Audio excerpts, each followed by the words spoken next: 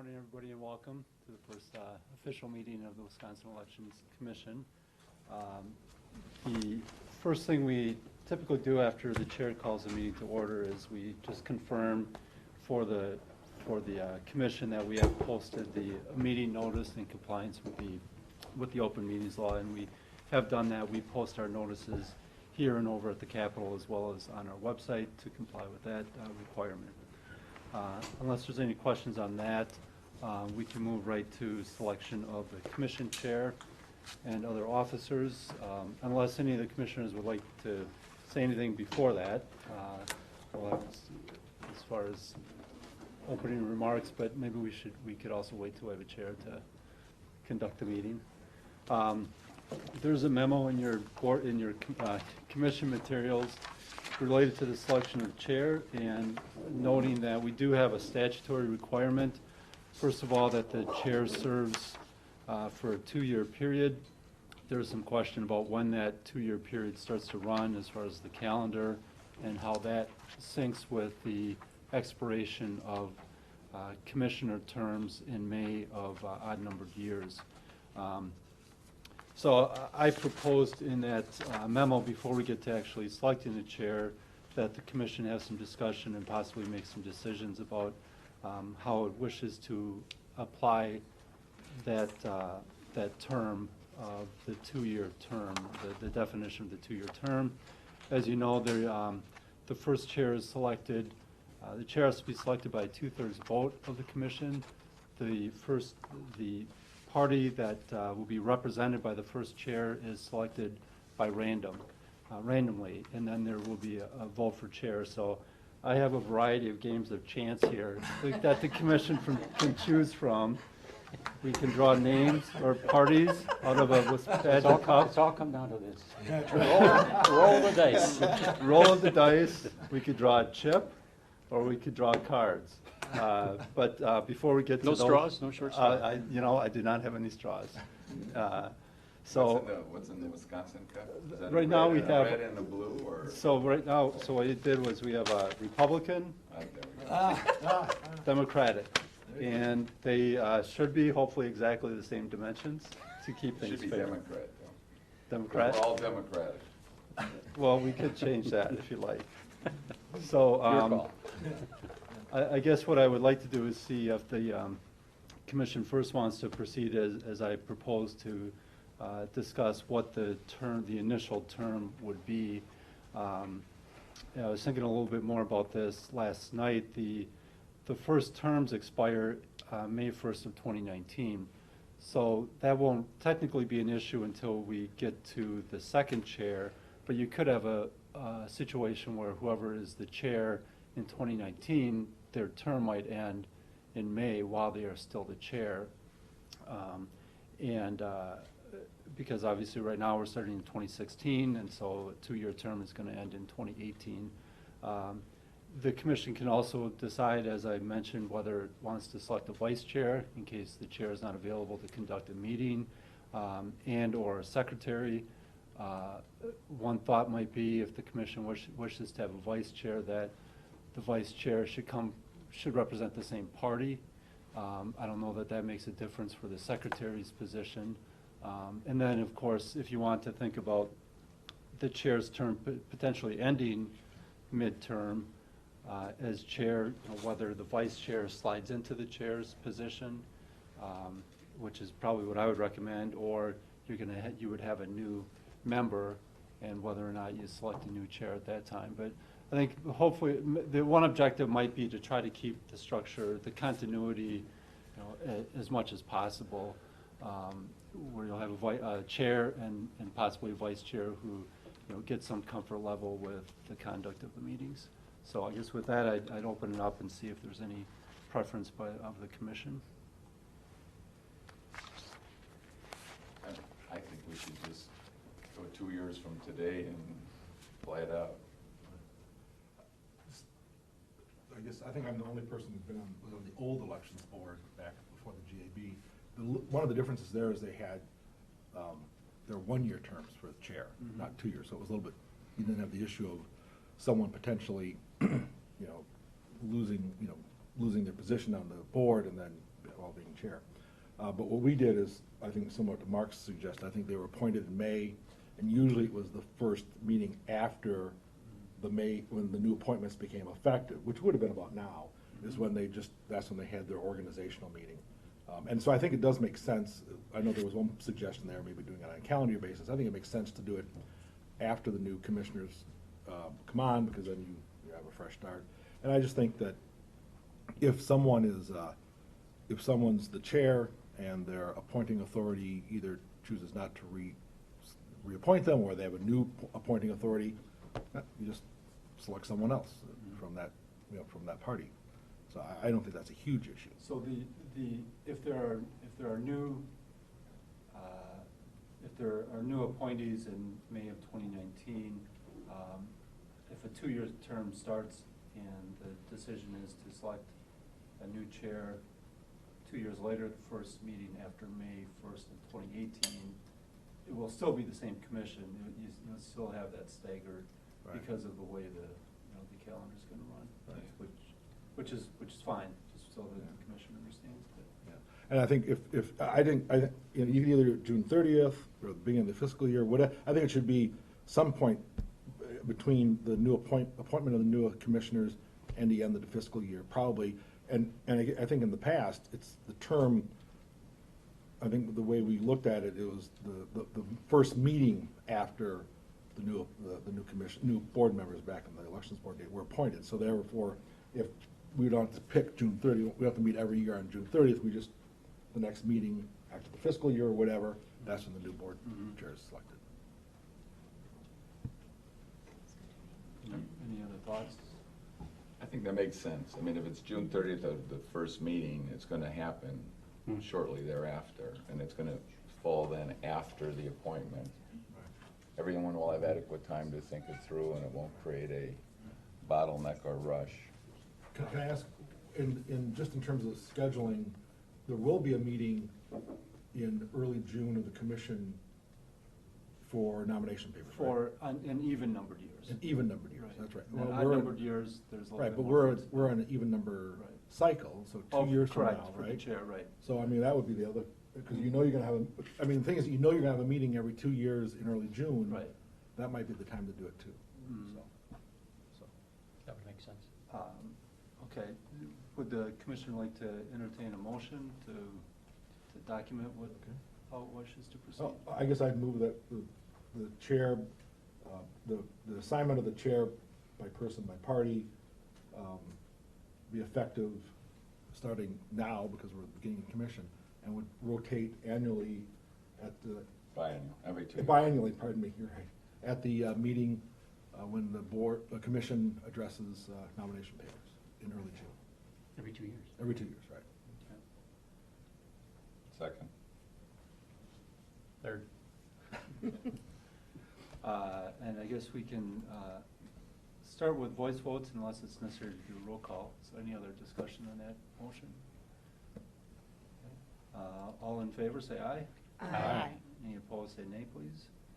Okay, so that's unanimous, thank you. And then would the commission like to discuss whether or not to appoint or select other officers and how to do that? Actually, the position of chairman of vice is attractive, but vice chairman, I'm not sure. Got it, Chair, I got you, okay. Still early. So I guess the first question would be whether there should be a vice chair selected, and how? I move that there should be a vice chair, the same party. And frankly, I think we should have a secretary too.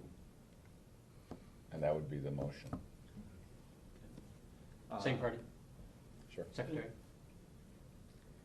And just to clarify. I mean, we could, it's, I mean, I'm not. There's you know. no provision whereby the secretary would succeed a vice chair, would there?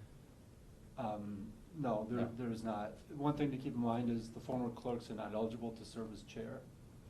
So I would assume that would mean probably also not eligible to serve as vice chair. So That's okay. By I don't default. understand. So you Wait, can't so go by on default, doing what one you of did them for would be 30 the years, secretary. right? Right. if it's all gonna stay in the same party, then all three of those commission members would have a role, really by by definition. There we are. If the commission wants to open up the secretary position to either party, I guess that would be the only question. I personally think that maybe the secretary should be the opposite party. At least then you don't have all your eggs in one basket, you know. I consider that a friendly amendment. Sounds good to me. Okay. So I'll second Mark's motion. Okay. Any other discussion? Okay. So the motion, as I understand it, and Reed is taking notes for the commission, so. He's the official secretary. He is. He will be drafting the minutes for the secretary's approval. So you have the motion, Gus? Yes. Okay. So the vice chair would come from the same party as the chair. The secretary would be from the opposite party. If there's no other discussion, all in favor of that motion, say aye. Aye. Any opposed, say nay. Okay, that motion carries as well. So now I guess we're to the selection of the chair. And again, with the staff is here to carry out whatever the commission wants to do as far as these processes. So. I'm not a gambling guy. Whatever you decide. What do you think? Let's use the cup. Yeah, That I like sounds that big good. Yeah, Wisconsin sure. mug. I think Yeah. that should be Wisconsin the- mug, okay. So as I indicated, we have one from each party here. And I guess the question is who gets to draw. Sure. I nominate Ann. She should go. And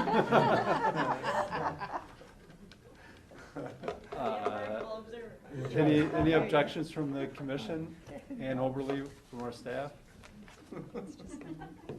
No vote? I think Don's idea was a great one. I don't think we need a motion on that.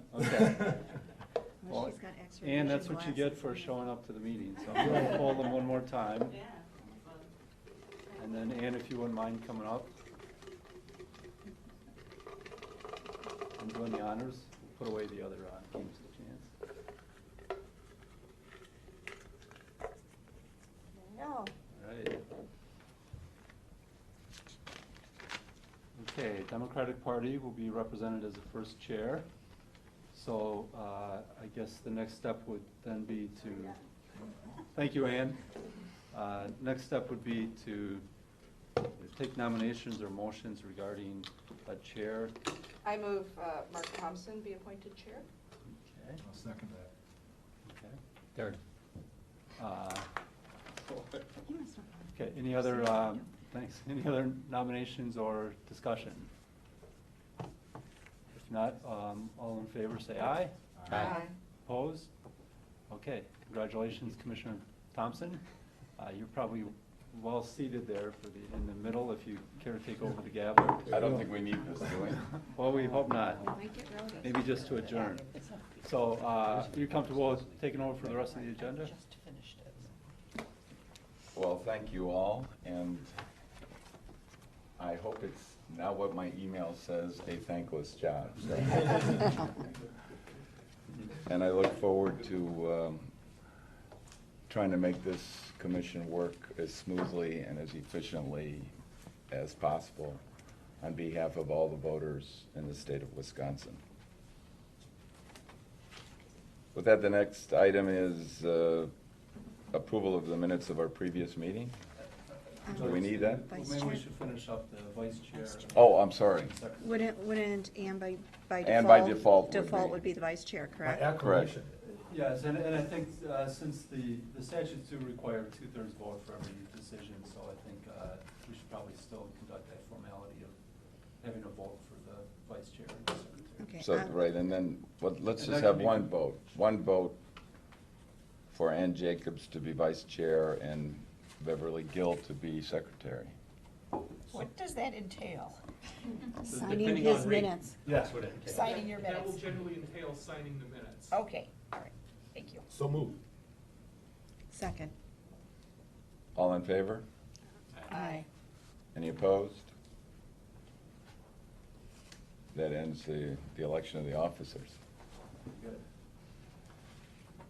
Takes us to the next item on the agenda, the minutes of the previous meeting. I'll entertain a motion to accept the minutes. Second. Any discussion? All in favor? Aye. All opposed? Passes. Thank you much. Mr. Haas, how about the agency transition update, please? Sure, so, page 7 of your materials, we have a memo prepared mostly by Sherry Hauge, our Chief Administrative Officer. And we just thought we would take you briefly through some of what the staff has been doing to make sure we have a smooth transition from the Government Accountability Board to the Elections Commission. And we can get into as much or as little detail as the commission wishes, but Sherry, would you like to cover some of the highlights? Sure. Sherry has been especially busy as kind of the point person for dealing with the Department of Administration to make sure that all of our personnel, budgeting, finance, human resources needs are taken care of. So thank you, Sherry. Thank you. Good morning. It's been quite a journey to get here, but we're finally here. So on June 13th, the Joint Committee on Finance approved the transition plan for the creation of the Elections Commission and what that would entail. So what we did is we worked with the Department of Administration to create the transition plan and determine the staffing, the funding, all of that stuff, and split into two different commissions, the Elections and Ethics Commission. And so we worked simultaneously, our staff and DOA, the Budget Office, the Deputy Secretary's assistants to determine the staffing and all the different administrative functions for the agency. So we had to request expenditure authority for both commissions, of which you do have a budget in your packet. Our beginning budget for this biennium, or this fiscal year, starting tomorrow actually, is $5,069,400, of which most of that is for staffing. I actually have another. So you can find it more easily.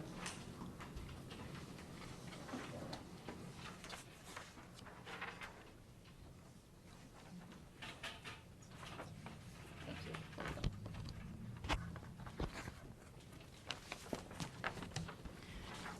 So this is our starting point for our budget. Our agency is comprised of general purpose revenue money and primarily, and some federal money. We have different programs in the different areas that we had to set up. So we had to set up our numerics and our alphas and set them up in accordance with the new state statutes.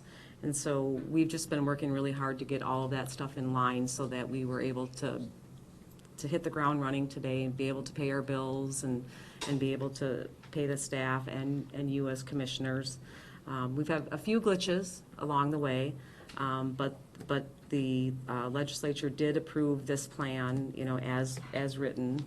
And if you have any questions about the plans, I'd be more than happy to answer them. Any questions?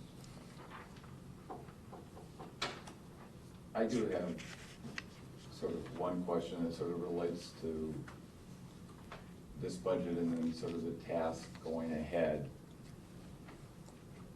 For the FY17, there's this total $5,069,400. Mm-hmm. How much of that currently is federal funds that will need to be replaced in our next budget? So we have an operating budget of $2.8 million for this fiscal year. And so that's about the amount that it takes under the federal programs. That's the HAVA money? That's the HAVA money. Mm-hmm. So in terms of maintaining the staff and commission structure that's provided the elections over the past few years, we're going to need this $2.8 million from the state legislature for the next budget, right? Correct. Okay. So I think that's just put that out there, that's sort of a task to maintain service to the clerks. And how many clerks do we have? 72 counties and About 1,300. 1,854 minutes. I saw 57, so it's 1854? And we'll be discussing this under the budget preparations, because that is Okay. one of the initiatives that we are going to ask for, is for the 22 positions that will go away once the federal funding is gone. So that's one of our initiatives that we're suggesting. Positions don't necessarily go away, the funding goes away. The funding goes away, correct. Right, I mean, if we're gonna maintain the level of quality in terms of elections that exists today, that's sort of our task that we have to deal with in terms of a big hurdle, correct? Correct, Okay. correct. Thank you. Thank you. If I might, Mr. Chairman, I have a question too. In the business world, we always like to compare year to year. And I know that might be a little bit difficult, Sherry, but this is a 17 proposed budget. How might it compare to the election side of the old GAB total revenue? It's, or total it's actually the same budget. I think, so this is the fiscal year 17, ending June 30th of 2017, and essentially what happened, I think, is the elections division budget basically transferred to the elections commission. Is that what you're Correct. saying? One and the same, okay. Correct. All right. I mean, it was a question like this is, so this is the budget that's already been approved by the legislature for fiscal year ending a year from today. Correct. The fiscal year that ends today for the elections division, is this the same, is it the same, was it a flat It's- budget, slightly more, slightly less? That's, This is actually, it's a little bit less because, of course, in the sense of the GPR, because we had to split out the 8 positions and the elections, or the ethics commission's budget. So That's we what I was we looking did for, apples to 80-20 apples. split, This is- so it's yeah, okay. apples to Right, apples. this is Correct, apples to apples. Yeah. correct. Okay, right, and I think one way to look at it is really equivalent. I mean, we had a 2-year budget that the legislature had approved. This and the Ethics Commission budget are really equivalent in the second year as we would have had in the first year. Would that be accurate? Okay. That's accurate. Mhm. Thank you. Thank you all. Takes us to the next item on the agenda, which Mr. Haas is listed as organizational matters. So I wanted to, for the commission, just to outline at the outset some of the key statutory provisions that the commission is required to follow. So those are set out starting on page 15 of your packet, again relating to 2/3 vote being required for all actions. Some other administrative mandates that the legislature imposed on the commission. There was, I don't know if I included it in here, but maybe later on when we get to the schedule, there's a requirement to meet quarterly in person. The rules for a quorum, reference to conducting meetings in accordance with accepted parliamentary procedure, which we could discuss if you would like to. And so I sort of combined that section with just a little bit of discussion on the role of commissioners and staff, if the commission wishes to comment at all on, its expectations of the agency, of the staff. This would be an appropriate time to do it. We didn't, I guess I jumped into the meeting without going through introductions, but that was another purpose of mentioning that. And we also have a delegation of authority, which is really a more substantive issue that we should discuss, and that is the subject of something that is in your red folders, your supplemental materials. There are 2 proposed motions that we have put together. But I think maybe the most efficient way to proceed might be to see if the commission first wishes to discuss either any of its general procedures or wishes to make any comments at all about the commission itself, your roles, staff roles, what your expectations are. When we were, actually in the last item is a little bit of an example.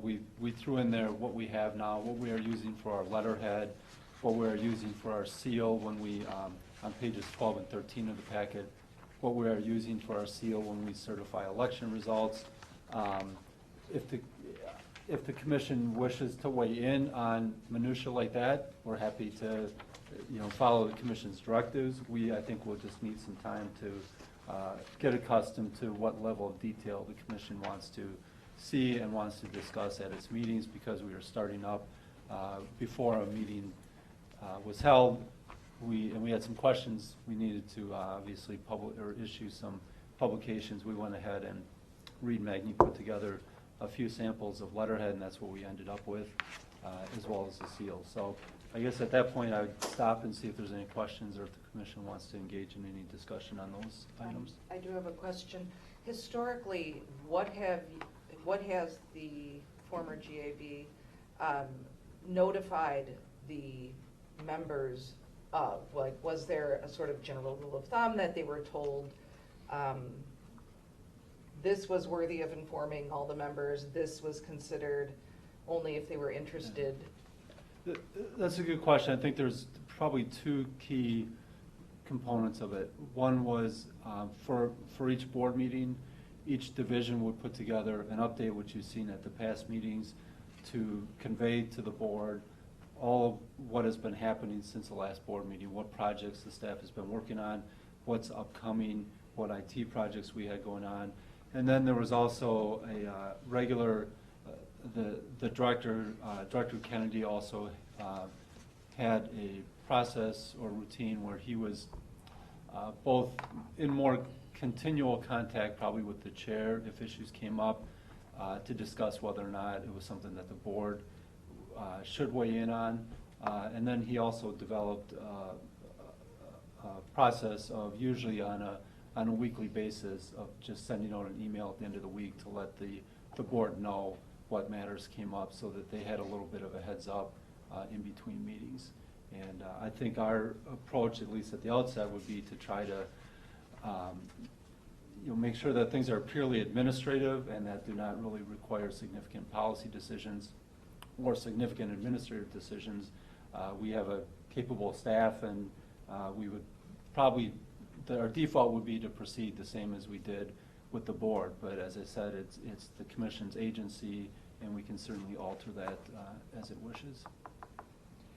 What participation, if any, does the board have, or are we called the board or commissioners? Commission have in the development of positions by the staff, instead of being told at one point, distributed like a week in advance, here's the staff and here's what we're going to report. Right. Prior to that, what, if any?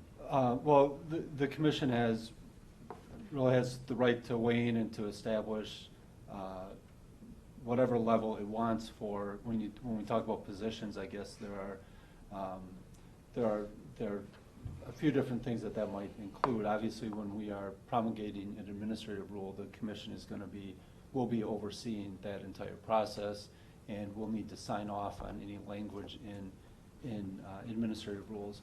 We have, the difficulty I think comes in sometimes when we are fielding calls from clerks or voters or the public about how to apply language in a statute or an administrative rule or something that's been a well-established practice, and there are always wrinkles that come up, and it's just impossible on a day-to-day basis to be able to answer the phone and give an answer that's going to be helpful and wait for the commission to weigh in. And so that we really struggle with that quite a bit. It's a constant challenge. We try to make sure that there's a team approach, that we're looking at all angles.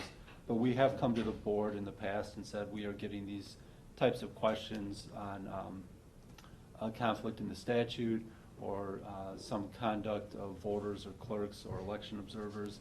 And we have held off and said this is something that we feel we need to take to the board to get their sign off on it, even if it's not, some of the statutes, it's not clear.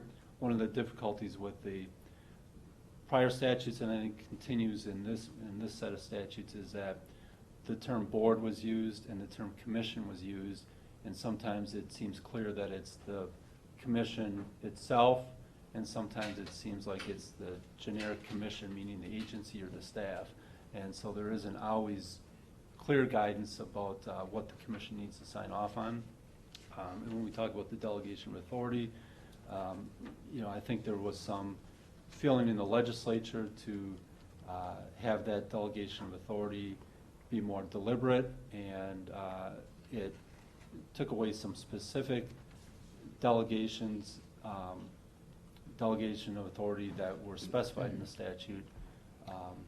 So I don't know if that answers your question. Yeah, It's- it goes a long way, Mike, thanks. But let me restate the question then. Mhm. Is there any prohibition against, for commissioners, once an issue has come to their attention, to, and following the protocols, maybe letting Yeah. you know, look, I'd like to talk to somebody in the staff that's working this Yeah. particular issue and understand it more, or have some input? Is there any prohibition? There's no prohibition on that, and I think that's one thing we should talk about is communication channels. And if there's an individual commissioner who has questions, we can certainly field calls, and I can make sure you get to the right staff people or team of staff. We just obviously have to be cognizant of if there is more than one commissioner that has a question, we have the open meetings law to comply with. We can't have a group of commissioners on the phone with staff and still comply with that. So we need to be careful about that. Right. Maybe I can address this, Commissioner King. And then this is sort of Steve, tied. please. Okay. First names? Yes. Works for me. Okay, that's fine. I didn't want No, to that's disrespect you, fine. Steve.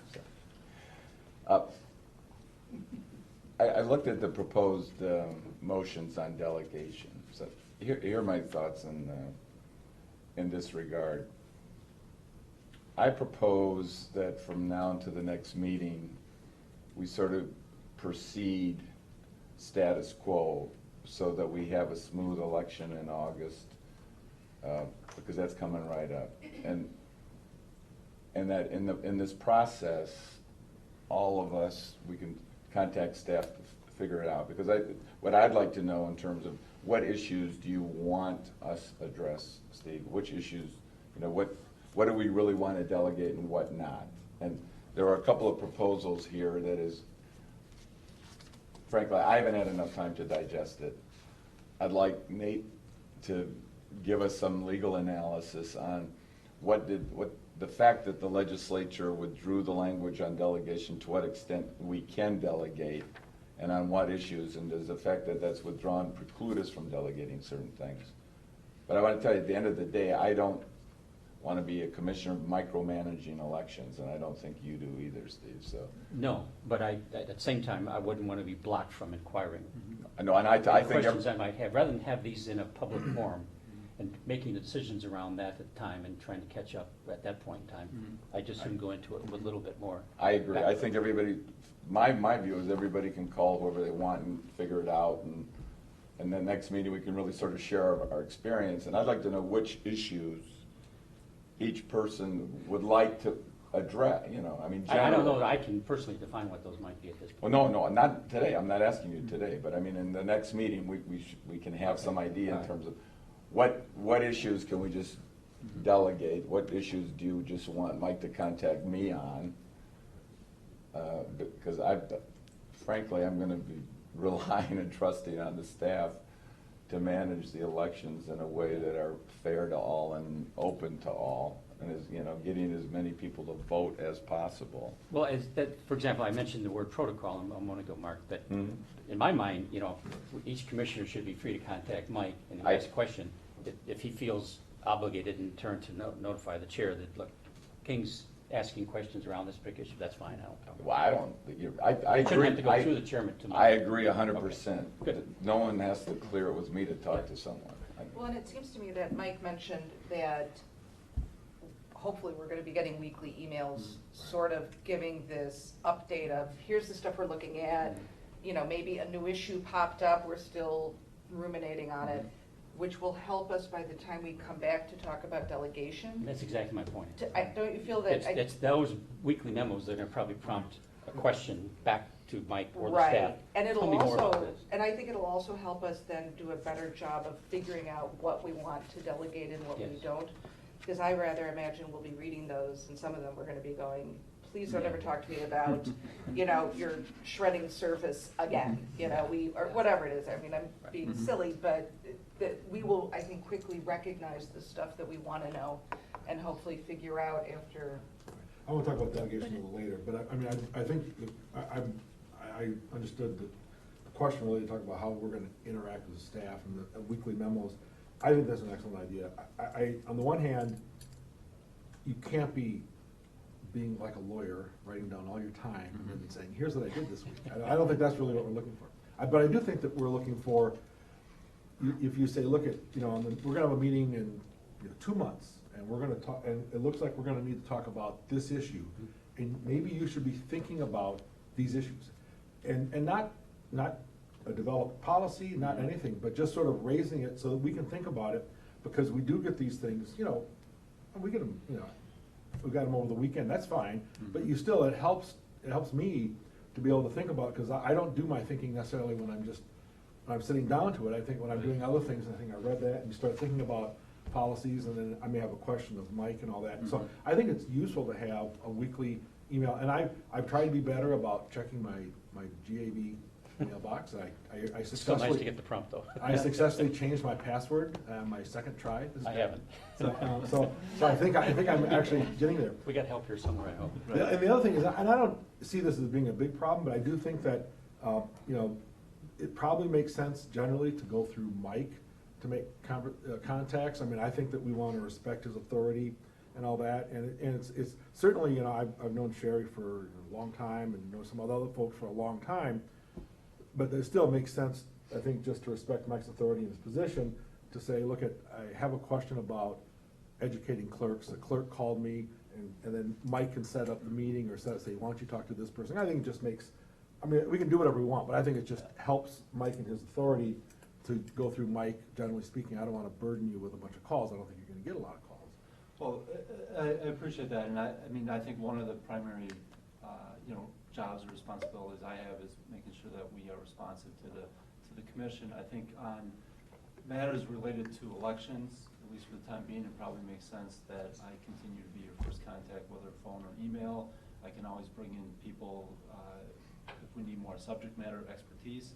I think on administrative matters, it still makes sense to go through Sherry for vouchers and any kind of administrative things that she's already been communicating with you about. As well, when we are setting up, if we need to set up hotel accommodations, there would be another staff person who would be in contact with you. But I think substantive matters about what the commission's business is, it probably makes sense to continue to be contacting me, and then we can always figure out who else to bring in. And I'm happy to continue to try to provide a little bit of a weekly summary. The other thing we have tried to do on a pretty regular basis is that Reed Magny, our public information officer, has tried to put together sort of a Friday, almost like an agency newsletter for both staff and commission members. And we did that with board members, just to give the board a little bit of flavor of how the week went, what were some of the major either meetings we had or conferences we attended, things like that. So I think hopefully Reed would be willing to continue that practice as well. Start back up again. Right. There's been a little bit. You know what, I think what I sense is, and this is certainly how I'm thinking about it, because this is new, we don't know how we're quite a relationship with the staff, that this period between now and the next meeting is one really we're listening open and figuring it out. And but along these lines, I do want to touch on the requirement to set out advisory opinions on publication of decisions that bind us. Who's responsible for reviewing that, and how often are we looking legally at those decisions? This, you're looking on page 15, the second Yeah, item, 15 is item number 2 under commission procedures. Right, and I believe that's a new requirement, Nate, correct? Yep. It's a new requirement with Act 118. So that's something that our legal staff, Nate Judnick, and I would be tracking to make sure we're staying up to date with any court decisions. The commission will get a report on any litigation that we are directly involved in, but sometimes there are other court decisions that we are not a party to that might impact enforcement of some of our statutes or rules. So that would be something that primarily we would rely on Nate.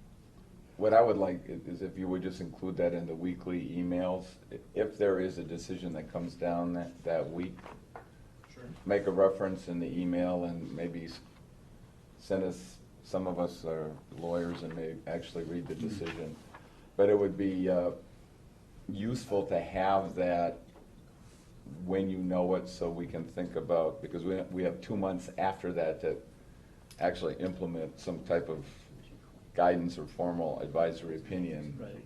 So if we don't monitor that weekly, we're gonna get in a jam here. Right, and I mean, I think our sense is that that's probably gonna be fairly rare, unless it's a case we are directly It may be, but involved if, in. Right. we should just watch it. Yep. Case in which you're a defendant. Yeah, for As example, Commission Chair. for example, we All of have us, I some of the think. ongoing litigation right now, and there's, and we haven't been sending, but there've been motions and things that are filed in some of the cases the GAB, you know, has been involved in. Is that something that you'd be interested in? Well, Tim, you get, there's motions being filed in a lot of those cases on a daily or weekly basis, and if we haven't been sending those, we can. I mean, I get them, I file them, we have them electronically, we have them on paper, because we're, you know, a party, but I mean, is that something that you'd be interested in as well, too, if it's? Personally, I don't need significant? I don't think I need that. Any binding decision that Or binding. impacts that. Okay. that's- You know, if there's something that, a motion that's filed that hits the press, I'm assuming that Reed puts that in his update, and I think then commissioners, we can ask independently if we want to see that specific thing, unless, does anybody actually want copies? Well, do you have links to those things? Yeah, we get them, a lot of times we get the link from DOJ, our attorneys at DOJ that are working on those cases.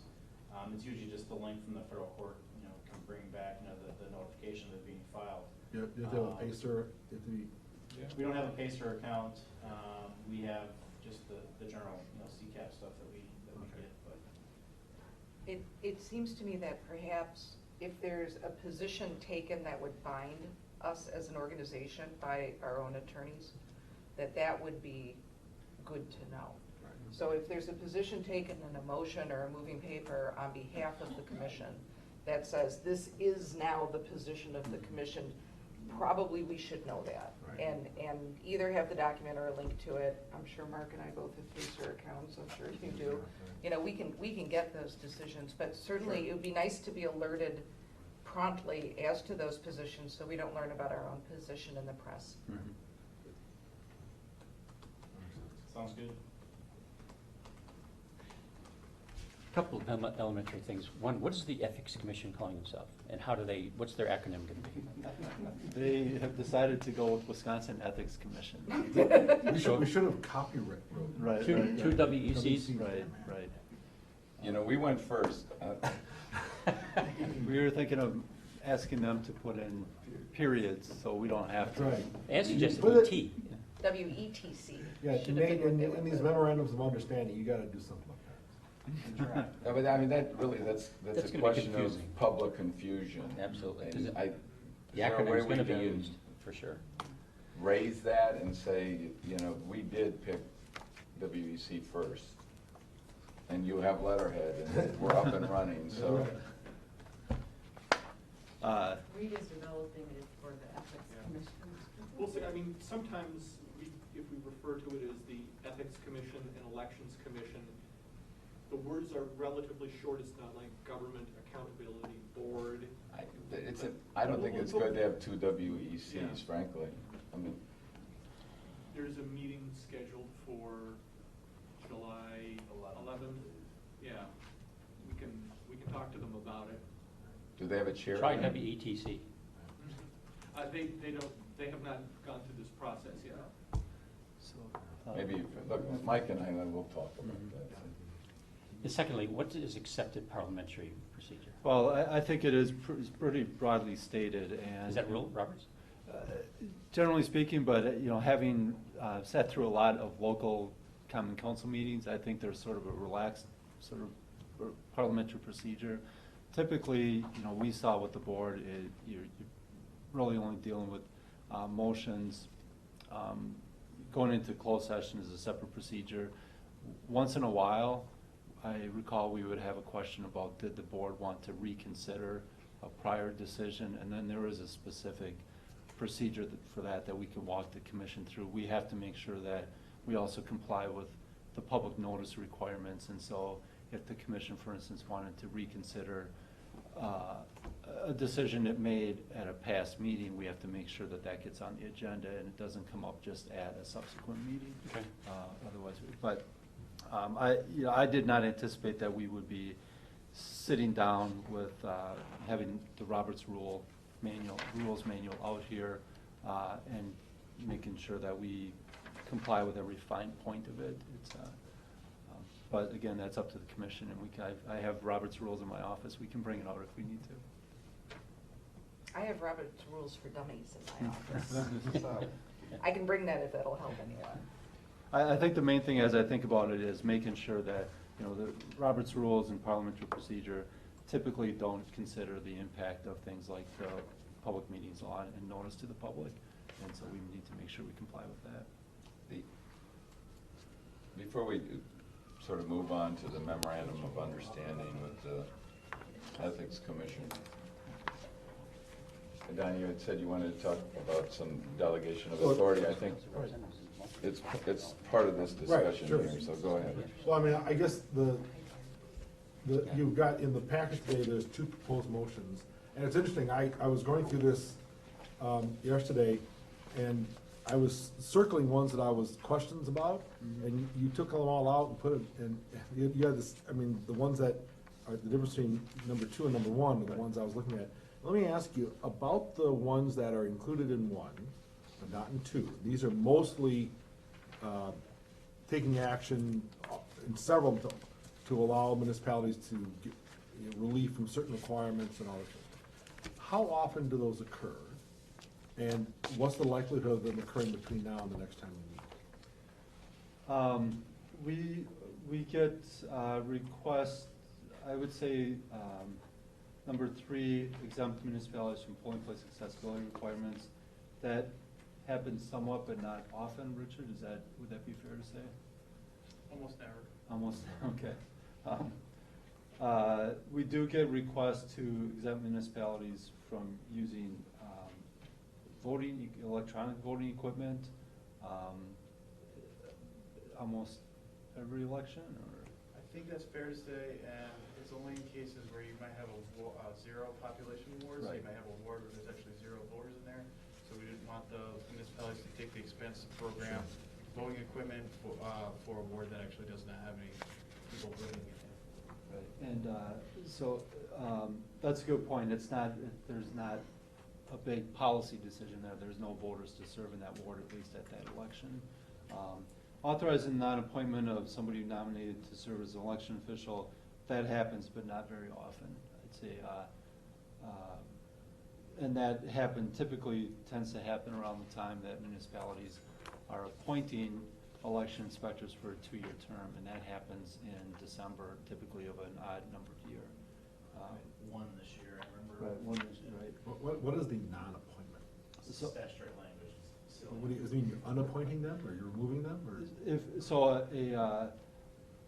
A political party may submit a list to a governing body to say these are people we want to serve as election inspectors, and the clerk may have an objection, the governing body may have an objection to one of them serving as an elections inspector. Say they refuse to go through the training. Well, they can dismiss them for that, but there may be other reasons for not appointing somebody based on their past service as an election inspector. And the statute requires that they, in the past, that the Government Accountability Board sign off on not appointing that individual. I think the thought is that there should be just a check on that decision to make sure that there's no unfair, bias towards a person who has been proposed to serve as an election inspector. And so municipalities are required to check with the state. I would say the the difference between the two motions is the first 5 items really, and I see on motion number 2, my numbering didn't exactly take renumbering, but the reason for that is the first 5 were provisions that were previously included in section 5.05, where the legislature said the Government Accountability Board could specifically delegate authority to its Director and General Counsel on these 5 items. And that is the language that was deleted as a part of Act 118. You know, not that they're real high-profile items, I don't believe, but the legislature chose to delete that section. I will say number 2 refers to compliance review orders, and that's a process under section 5.06. If somebody has a complaint against a local election official, they can file that complaint with our office. We review it, get responses or documentation from both sides, and then we make a determination about whether the local election official complied with the law or abused their discretion in administering the election laws. In some cases, we issue a formal document called findings of fact and order, and in that case, the commission chair needs to sign those.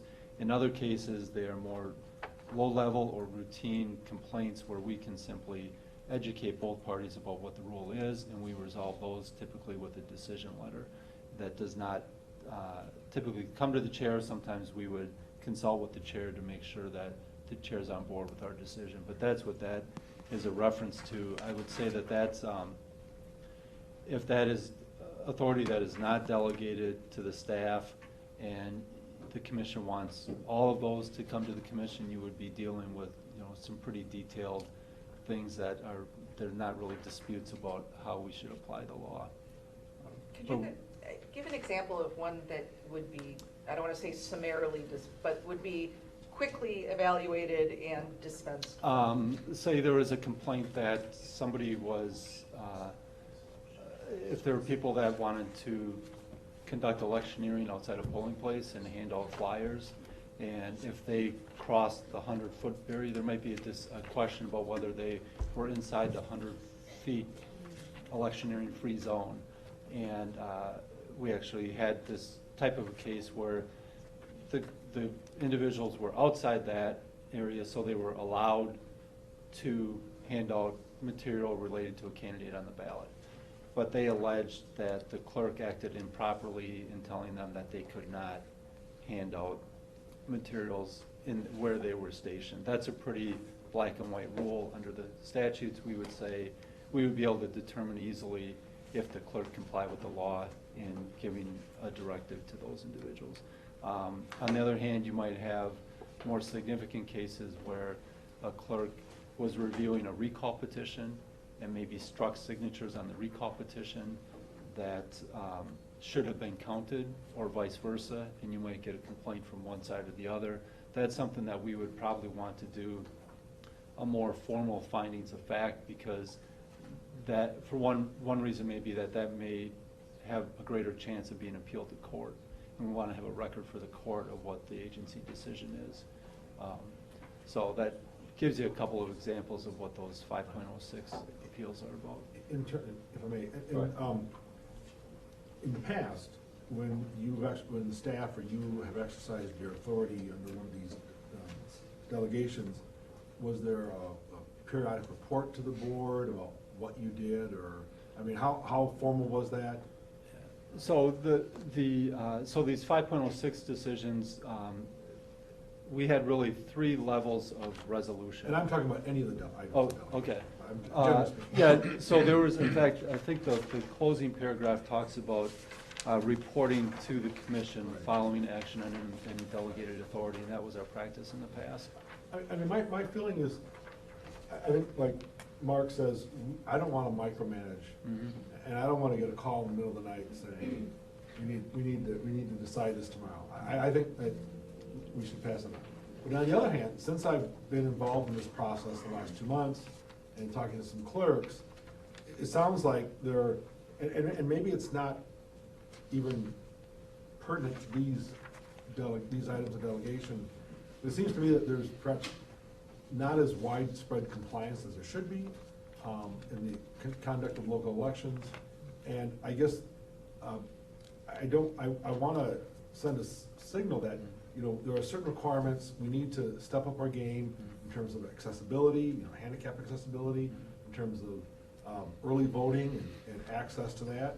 You know, I think there are a lot of issues that we need to address, and I think we need to move in a direction of trying to, using both a carrot and a stick approach, get local and perhaps some smaller communities to get on board with this.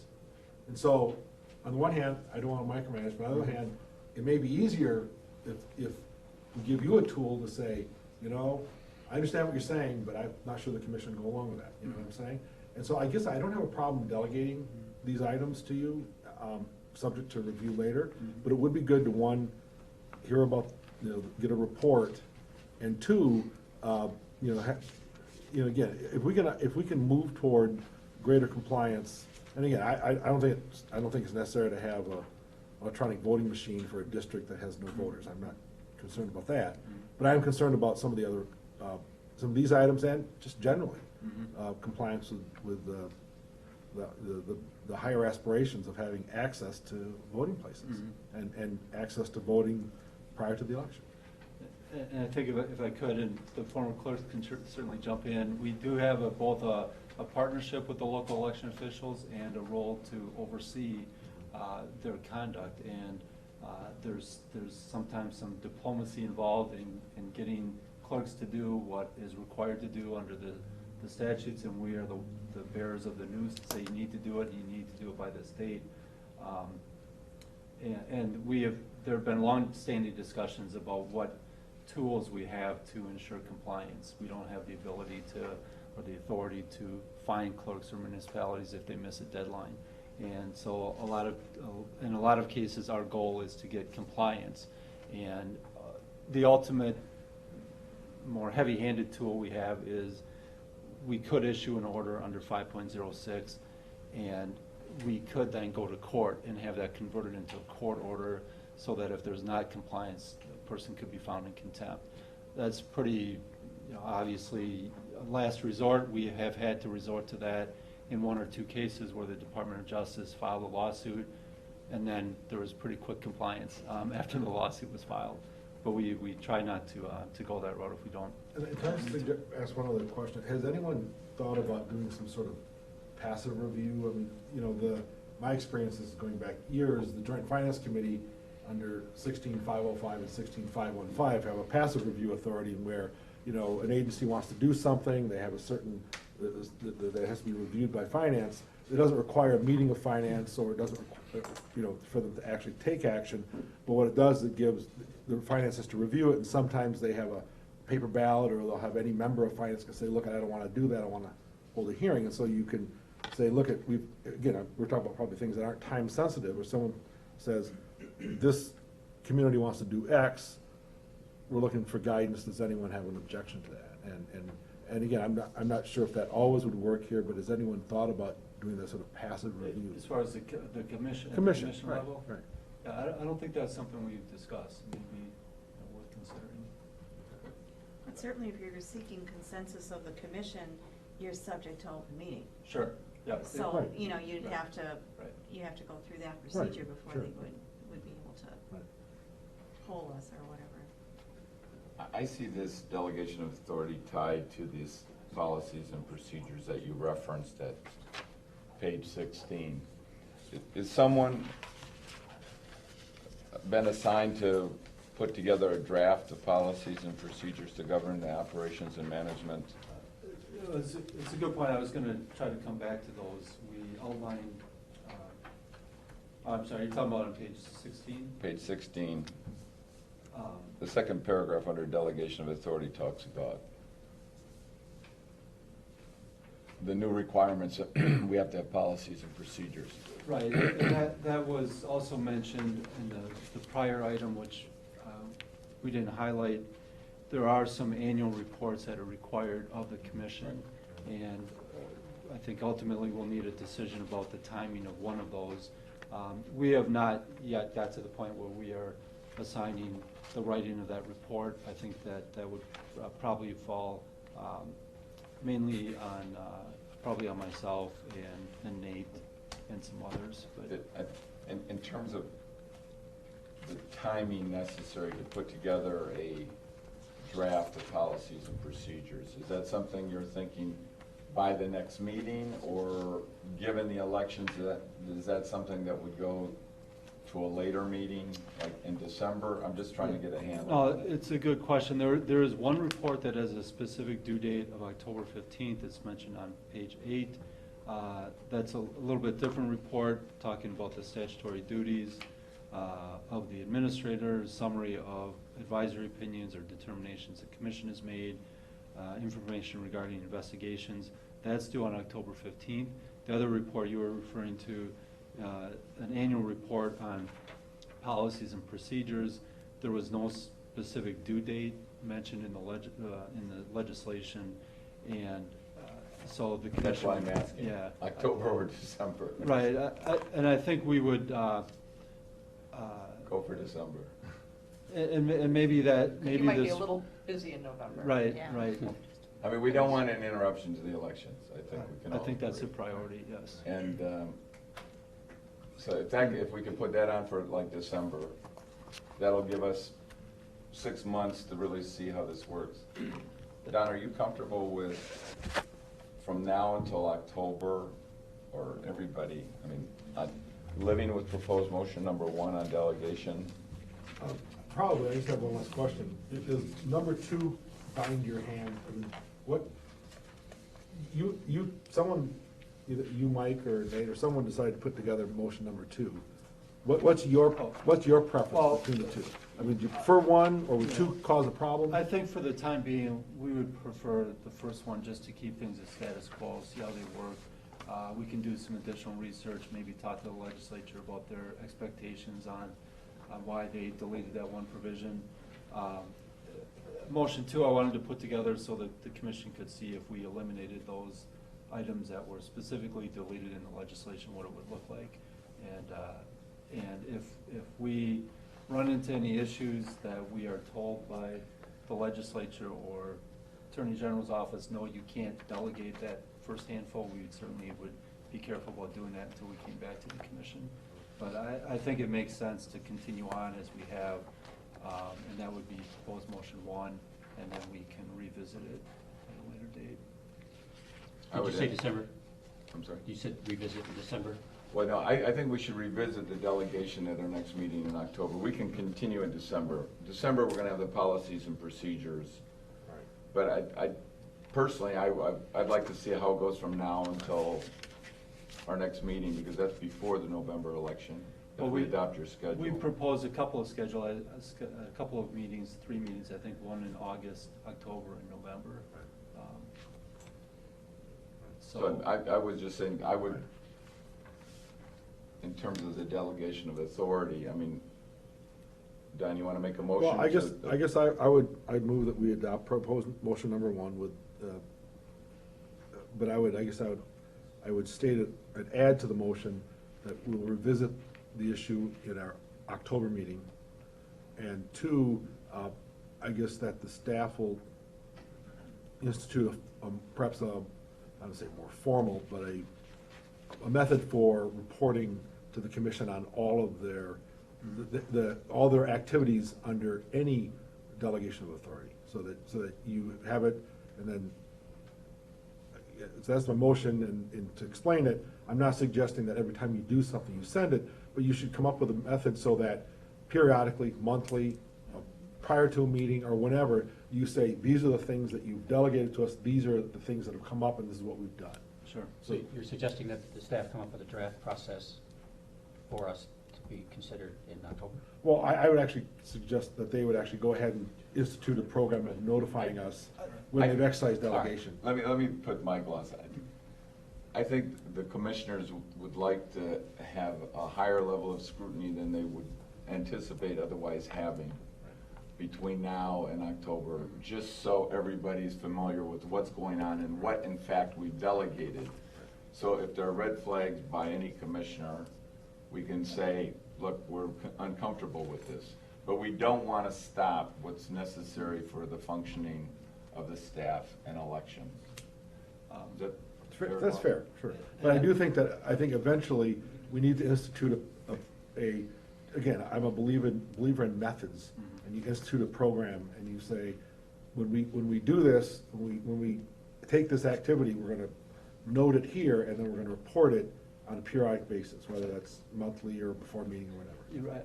I think I would, to start with, I think I would anticipating if we are delegating, or if we are making decisions under this delegation, probably when we do our weekly report to the commission, we would let the commission know. Sure. We had 5.06 complaints, which we resolved under that delegation. Right.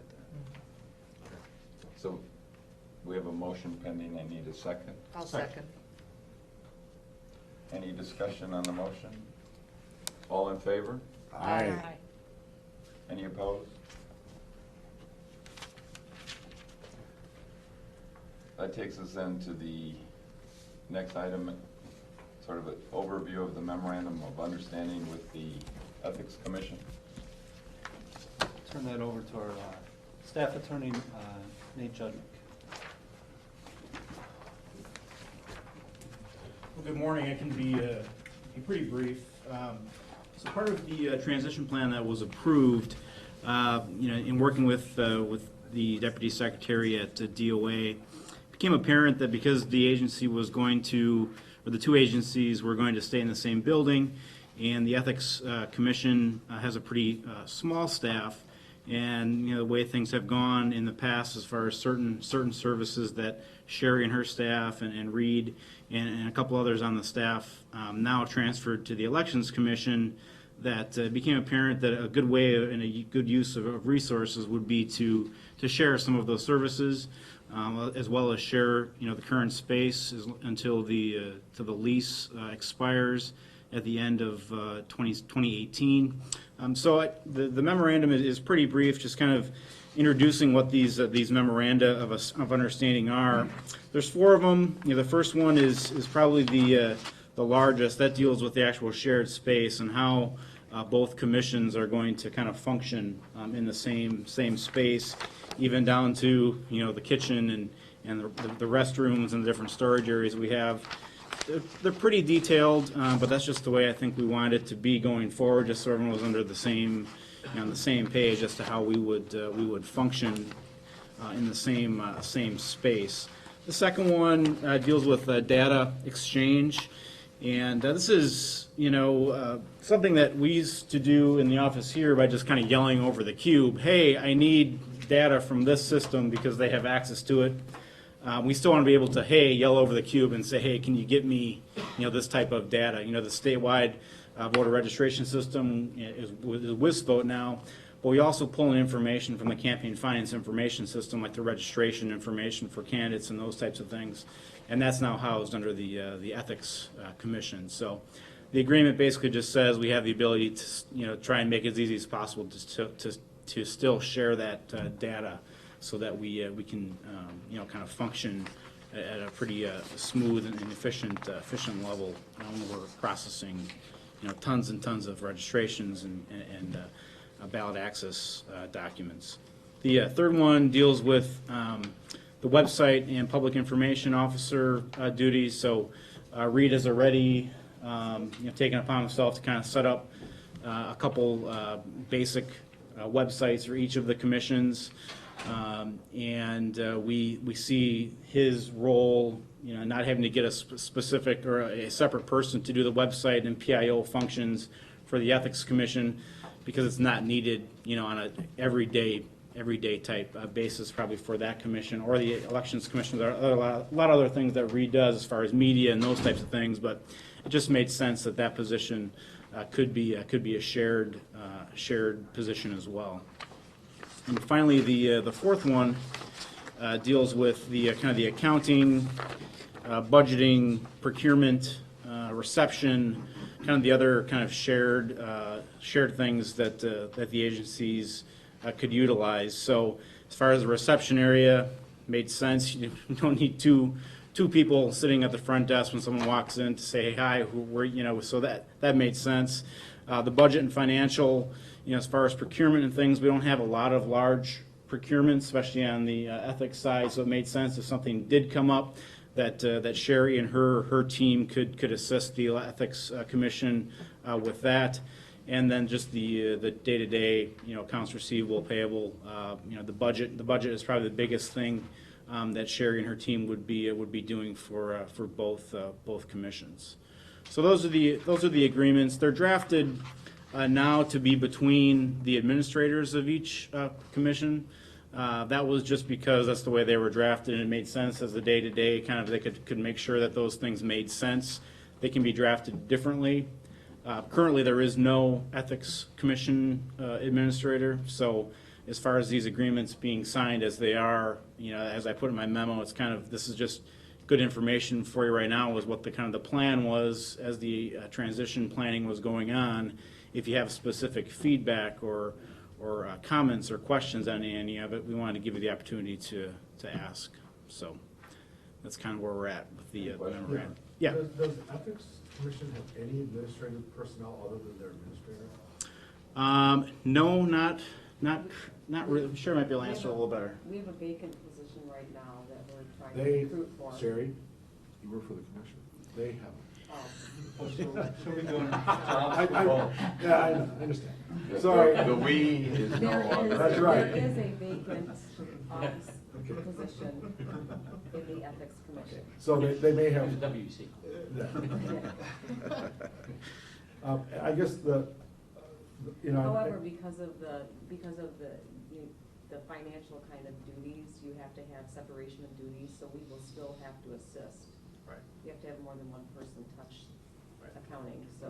Yeah, and I think this generally makes a lot of sense when I've read through this. I think, my biggest concern is that, we have a budget. I just want to make sure that, that we're not subsidizing, and again, they're a state agency, they're not the enemy, they're our partners in this, but we want to make sure that our budget, because we've got a lot of things to accomplish, and I'm not concerned, I think we're all concerned that we may not have the funds to do it, is that there's fair allocation and all that. It sounds like the agreements have Sherry and Reed, being timekeepers now and getting compensated, right? Keeping track of, any shared activities that they partake in to make sure that it's accounted for after the fact. In terms of rent is there any reason why we just don't come up with a number and put it in the agreement? I know, the thing is, again, as someone who used to spend a lot more time than I do right now litigating agreements that have gone bad, these are written, these are awfully trusting agreements. You say, well, we're gonna agree on this. They're very trusting. We're gonna agree on that, and again, I'm not suggesting, because up until today, we're all part of one agency, you're all on the same team, and I understand that. But I just from the outside coming in, it's just a little concerned that it's just sort of, well, we'll agree on this, and I just wanna make sure again that our budget's protected. And again, it seems to me that working with DOA, you could come up with a number for rent, say, this is what we'll pay, this is what they'll pay, and that's it. It could be based on share of FTE or Sure. whatever. I think we could definitely do that. I mean, I think it's a good point. I think, the rent, we kind of relied back to the original lease agreement with Mullins, because the rent escalates there's different Sure. factors in how the rent goes up. So I think we kind of wrote it as, we'll use the same kind of split that we've done at the GAB, because we had that before, based on FTE. So each commission, or each division, we knew what their space was, we knew what their kind of share was, so it could be allocated appropriately. And that was kind of the same share that we talk about in here, based on the FTE, calculation. We can definitely figure out a number, and have it for each year up through the end of so next year and then through 2018. We could do that. Past allocation for HAVA or things, for accounting and those purposes? Part of it was for that, yeah, because the federal money could only pay for the federal employees and their federal space, so we had to, did an allocation to their cubes and everything else, so we knew what the actual rent proportion was for each of the employees. And then my last question is, maybe my last question, I know that in the GAB process, because I was involved in representing folks from the old GAB, there were confidentiality issues. In fact, it was pretty restrictive confidentiality issues. I think there's some of that, I don't really have followed the changes, I'm not sure it's as confidential, but when you're having investigation files and all that, I guess my concern is, it's sort of like having the key to your neighbor's house. I never want to have the key to my neighbor's house, because if something goes bad, if something goes south, they say, oh, you have a key. And I guess I want to make sure that our folks don't have the key to their confidential files. Because in case something is leaked or something, I don't want anyone to be able to say, well, look at all these people who have access to it. Sure. So I think we have to have a provision for firewalls, so that when they're, I mean, I understand talking over the cubicle for things are good, there's a lot of shared data, but I think we have to really make it clear that when they've got data that can't be accessed by anyone outside their agency, no one should have access to it. Sure. And even probably Sherry and Reed, because that's probably not their function. I guess I want to make, can we make sure that that occurs? I mean, I just get a little concerned about it. Yeah, and some of that actually happened overnight. We've already had that as far as our electronic files and those types of things. So our shared drive split overnight with DOA at DET. So if we came in this morning, you now have access to the elections. You have your shared drive for elections and shared drive for ethics, but you only have access to the public portions of those. You don't have access to any of the secure stuff. And we had that already. There were only certain members of the staff, even on the ethics side, that had access to the electronic files. So I think that's already been done. As far as some of the paper files, I think we need to look into that a little bit more. It's a good point. As far as, I mean, there are locks on a lot of the file cabinets that have our confidential, our closed session materials, for example, our investigation files and those types of things. But I think we should come up with. Yeah, I mean, like, we don't want an Yeah. open records request kind of thing Right. where we end up with a nightmare. I think Don raises. No, it makes it's a good point. Yeah. In our circumstance, and I'm probably the larger of the law firms here, but we sometimes have to embargo. Lawyers are embargoed, or we build these walls around them, and we actually have to go to the point of putting labels on files saying this file may not be looked at by this attorney. And so, I mean, I guess what I would suggest is in the agreement that it's incumbent upon each agency so that the Ethics Commission has an obligation to make sure that they secure their files so that we don't have inadvertent disclosures, because it would be unfortunate if, one of our staff, and again, we have more staff than they do, is just looking through something and they come across it, open up a file drawer that shouldn't be opened up. So I guess Sure. I would like to have at least, and again, I don't know that we have other than employee files, I don't know if there's anything confidential on our side, maybe there is, but we should be obligated to keep that Yeah, confidential. complaints and those investigations. Right, to the extent that they're secret, we should do Yeah, that. well, and almost all complaints that the Elections Commission deals with will be public. Right. We had one that I can think of that was partly confidential. But as Nate said, even under the JB, we had a pretty tight rein on only specific people had permissions to get into electronic files, investigative files, and they were also locked up. I think it makes sense I would actually put in the agreement that each agency is obligated to take, true steps to make sure that their confidential files are confidential. That's very good feedback. We'll incorporate So, that. so you're looking to make those kind of adjustments or amendments? Sure, yeah, absolutely. We can do that and bring it back another. So is there a timeline on getting these MOUs executed?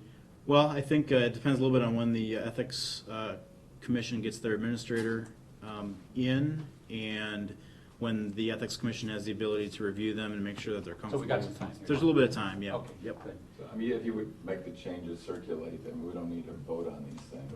Good, but that's where I was Okay, going. yep, we can definitely do that. Process again, back to the protocols of the engagement here. And also, who's our public information? Who's our, I'm sorry, not public, I know that. Who's our designated party to receive open, public records? I think it's Reed usually, but I work with him pretty closely. It's me and Reed are the team for public records So my question requests. is, it doesn't, I mean, I'm just worried about, the lawyer in me is worried about the worst case scenario. He wouldn't be from ethics too. Wouldn't they have their own, shouldn't they have someone on their side do that? I mean, I guess I'm concerned is, I'm excited about an Elections Commission employee being on the hook for the actions of Ethics Board. And so when someone says, Reed, I need this, and he talks to someone over there, or a reporter comes and says, I want this ethics file, I want this, and then he talks to someone over there who says, no, we can't give it to you, that's not a good position for Reed to be in. You know what I'm saying? I don't know if we decided that, but I'm a little concerned that Reed would be Yeah, and there. I think there's a difference probably too between kind of the intake of it and the receiving of it, where I think that's Reed's kind of the front line as far as gets the request from the individual. But someone actually within the agency or the commission is the one that does the actual processing, so it does the searches for the documents and those types of Right, things. Reed will not be doing that for the Ethics Commission. Not normally. I mean, and Reed doesn't do a lot of that right now. I mean, he has facilitated some of that in the past, where it says, okay, this request has come in, staff needs to do their searches, and if there are, responsive records, they should go here. A lot of it is on the ethics side. The stuff that that they ask for is confidential anyway. It's a pretty easy denial, because if they're asking for something related to an That investigation may or a be, but the complaint. point is, we don't want to be anywhere near that Right. request and or denial. And I don't want to make it inconvenient for people to make requests. Sure. But I mean, the thing is that by state law, you have to designate someone to receive records requests. Yep. I guess I'm more comfortable if it's an ethics board employee rather than Reed. Yeah, so we have David Berger, who's the staff counsel for Sure. for the Ethics Commission, so I'm I mean- assuming that'll be part of his I mean, if duty someone, too, yeah. I mean, the differences between the commissions are not gonna be apparent on everyone, and someone calls Reed and Especially if says. they're both WEC. Yeah, right, of course, and so it calls But Reed, that's- Reed's I wanna gonna talk to direct them somebody with over there, WEC. right? Sure, yep, that's basically how it would work. Well, and I think though, that's something that currently this draft says that the Elections Commission, Public Information Officer would manage and respond to public records requests submitted by each commission. There is currently no position in the Ethics Commission that has had those duties before, so I think, We that's a can- significant thing that Yeah, we'll need to. we'll definitely look at it, and we can sort through. look They at need to the, do it, and it has to be part of the budgeting, and that goes back to this question that Don says, it can't be our budget. so is it an issue with Reed at least receiving the request and being able to forward it on? He's able, under this, I think it would make sense for him to be able to, the one point of contact, to be able to do that and then refer it to the point of, to the, I guess, and again, it's been a long time since I've been involved in Mhm. open records or public records laws. I don't like that, frankly. But I would Okay. greatly Build a wall. prefer that someone else be designated. And again, I have no problem if part of his duties is that when he does receive a request that's there, is to send it over. I just would not advertise Reed as the person for that. I just am a little concerned about that. Yeah, I mean, this commission should not be the means by which somebody requests something from the Ethics Commission. I mean. sure. And we're not trying to make things difficult. No, We are well- two distinct legal entities as of midnight last night. Right. Right. We can modify that for sure to kind of, I think, practically, and, Sherry can tell you, as far as our public information officer, the legislature, hasn't been eager to, fund additional public information We've officer asked before. positions. But I mean, many agencies, like, for example, revenue, that switches, but often it's been a deputy administrator of one of the divisions. I mean, you go there and you, on the front desk, it'll say, here's the person designated for records request. And it's not even someone in the secretary's office, it's not even someone who's a public information officer. It's someone who they've designated, who probably is someone who they have confidence is gonna make the right call or shepherd it. And so that's what you can do. I mean, there's a difference between actually having a public information officer and someone who's there to funnel in records requests. Because that is I think of that as less public information and more making sure Sure. that you follow the law. It's more So- of lawyers. I mean, often it's the general counsel in some agencies. yep. So, So I think I get it. I'll redo that portion and pull that out as far as duties, and then we'll, I mean, yeah. Many of the aspects. I'll of public- redraft it and I mean, send it you know, around. When you send that back to us, can you kind of redline it? Or Yep. so Can highlight it, sure, see the and change, yeah. track change, yep. One other question, is it anticipated that when the lease is up in 2018, that it'll just simply roll over and be another, or is there at that point the possibility of a split here in the two There's- physical offices? There's definitely the ability to re-up it. That's within the current lease. The ability to do another 5 years, I believe, is what it says. I think there have been conversations already, I think, with the Department of Administration. They kind of have a master plan of getting out of private leases, and this is a private lease, kind of their long-term planning. So my understanding is that in the year that the lease expires, so the beginning of, actually it's the year and a half before, so I think we've heard next year in the middle of 2017, DOA starts talking to the agencies already about potential for either re-upping where you're currently at or looking at other options. what we've heard, just through the grapevine, and it kind of came out in a draft report from DOA that's been kind of studying this, is that they were looking to move both the Ethics Commission and the Elections Commission out to the Department of Revenue building out on Rimrock Road, because I think there's some empty space out there. So that's just kind of the initial, what was their So if the plan. grapevine is correct, we would stay together? There would still be. No, I don't know transit I don't know if you'd still be in the same office necessarily, but in the same building, I think, is what I understood. Yeah. MOUs in that instance should anticipate that there will not be the opportunity for over-the-transit type conversations and exchange of information, data, whatever else. Yep. That was, not only conversations, but it was reported in the press too, that was the initial. Well, that's gotta be true. The initial DOA plan. It's out on the internet, it's got The initial DOA plan, master plan calls for moving both agencies out to where DOR is. They've told us nothing's set in stone at this point, but I think they are anticipating that we would not remain in this building. It's across from the Coliseum on Oh. Rimrock Road. Oh. So I'm a Yeah. frequent visitor, so, my line of work, so. No. Free parking. I don't think it's That's a completely saving. free. Well, it's free a for, lot the cheaper. free for the public. For the public. Charge the government. I assume that on these MOUs that you've looked at them very carefully too? Yes. That we don't have any, we haven't built in any potential traps where where we need information that we're locked out of? No, I don't think so. I think they're Okay. pretty solid. Any further discussion on the MOUs? I would note that we were talking about the allocation of costs between the agencies, and in a couple places it does say that those allocations are determined by the financial staff of the Elections Commission. So they're the ones that make decide how much. All right, well, don't give away the money. Bill myself. Anything further? Otherwise, I think thank you very much. Okay. Thanks. There is a proposal for future meeting schedule. It's at pages 51 and 52.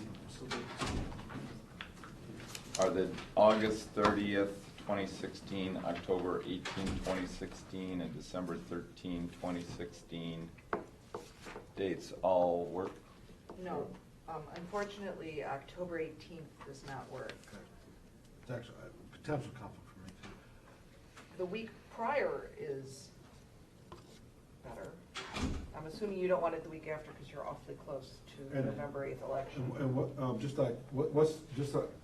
when we're talking about these meetings, again, like, I know the June meeting is, in the even numbered years, is picked because the nomination paper schedule, it's a very tight schedule.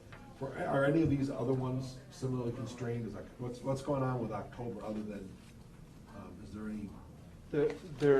There are not any, tight deadline. There's no commission action there that is going to be required, on that specific date. It's really the January and then the June and the even numbered years. So we could move that. We could, and it doesn't have to be on a Tuesday either. I don't know if the whole week is a problem, but those dates were generally lined up with Tuesdays. The whole week, I actually double booked a trial that week, so I have 2 trials scheduled Okay. that week, one of which I do believe is going to go. Is it possible to do it October 13th or 14th? 14th, that's a Friday, that would actually be better for me. I've got a 3-day trial, 11, 12, and 13 here in Dane County. The 14th would work for me. Doesn't matter. Yep, that's fine. 14th work? Mark?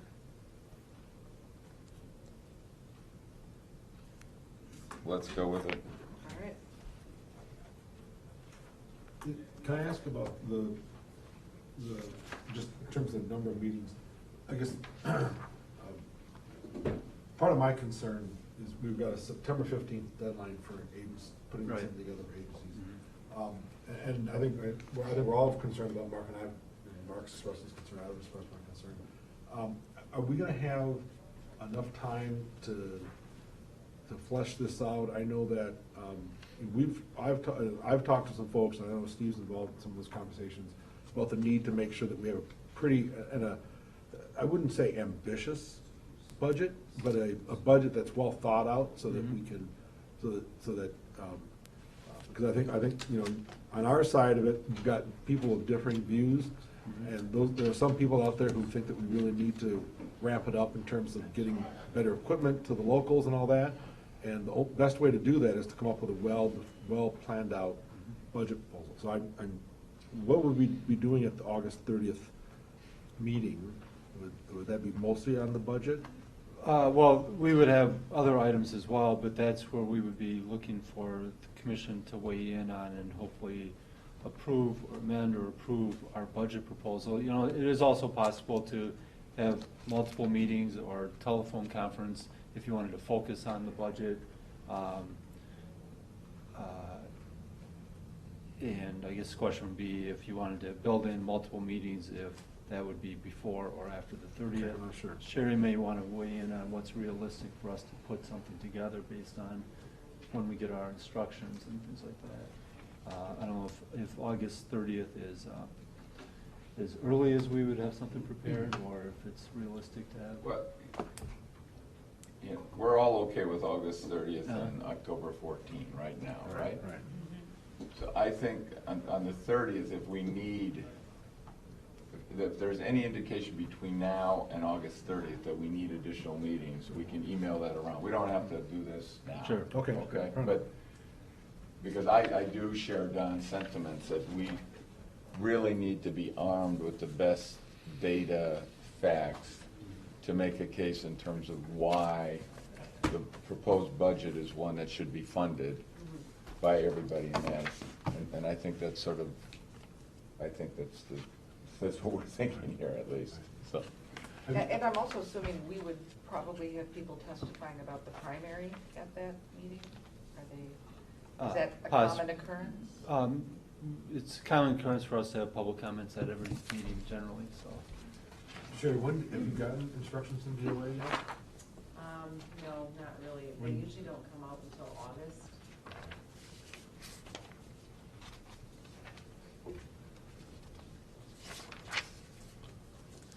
All right, And then, anything else on future meetings? well, there's we have a January 10th scheduled meeting. And that is, so that's one that really can't change, is that, or it's gotta be that right around then, right? Right, in order to comply with the deadline for certifying candidates for the spring election. So the Friday before is when access challenges are in, right? Right, and the difficulty there is that that's the deadline for filing challenges. If a candidate who is challenged wants to file a response, that deadline is not until the end of the day, Monday, January 9th. And Which same may mean situation- in a separate meeting. Pardon? Which may mean we need a meeting in addition to the January 10th, Well, correct? no, only if there's one of those situations where there's an extension of the deadline. But generally, what we would do is prepare everything related to challenges. The responses are due on the 9th. We would prepare that on the 9th so that it's ready for the commission to act on the 10th.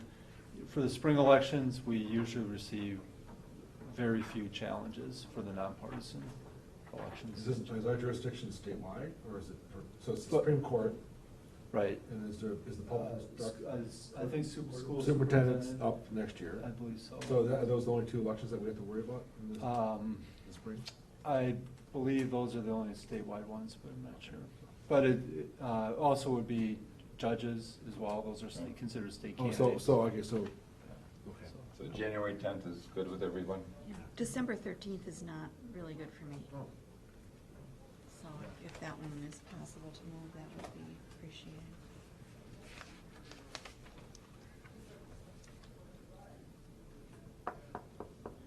Have another day that week? Any day that week. Just that works for day? me.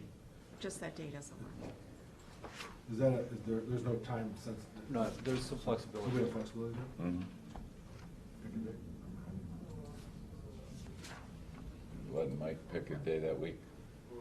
The 12th's the only bad day for me. That one? Wednesday's fine, the 14th.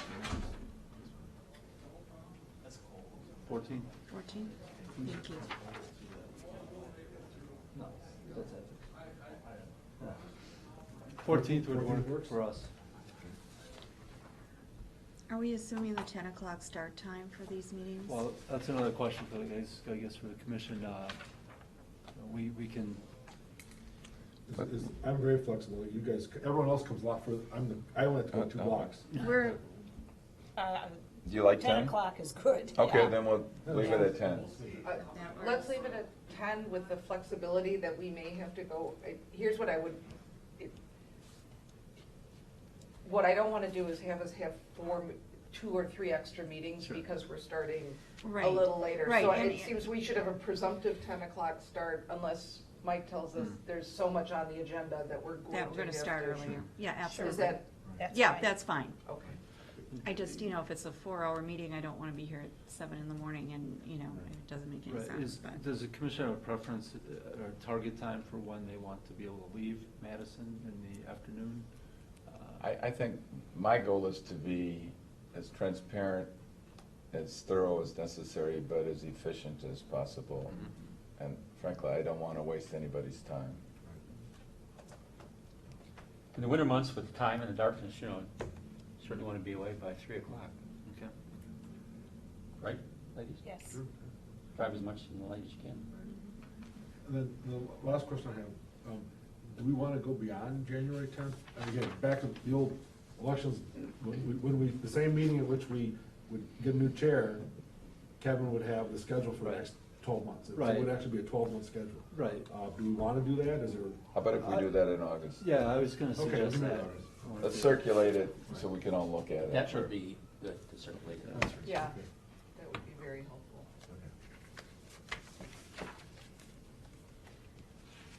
Yeah, that way we can clean up Right. these issues by email and not Okay. take up meeting time. Yep.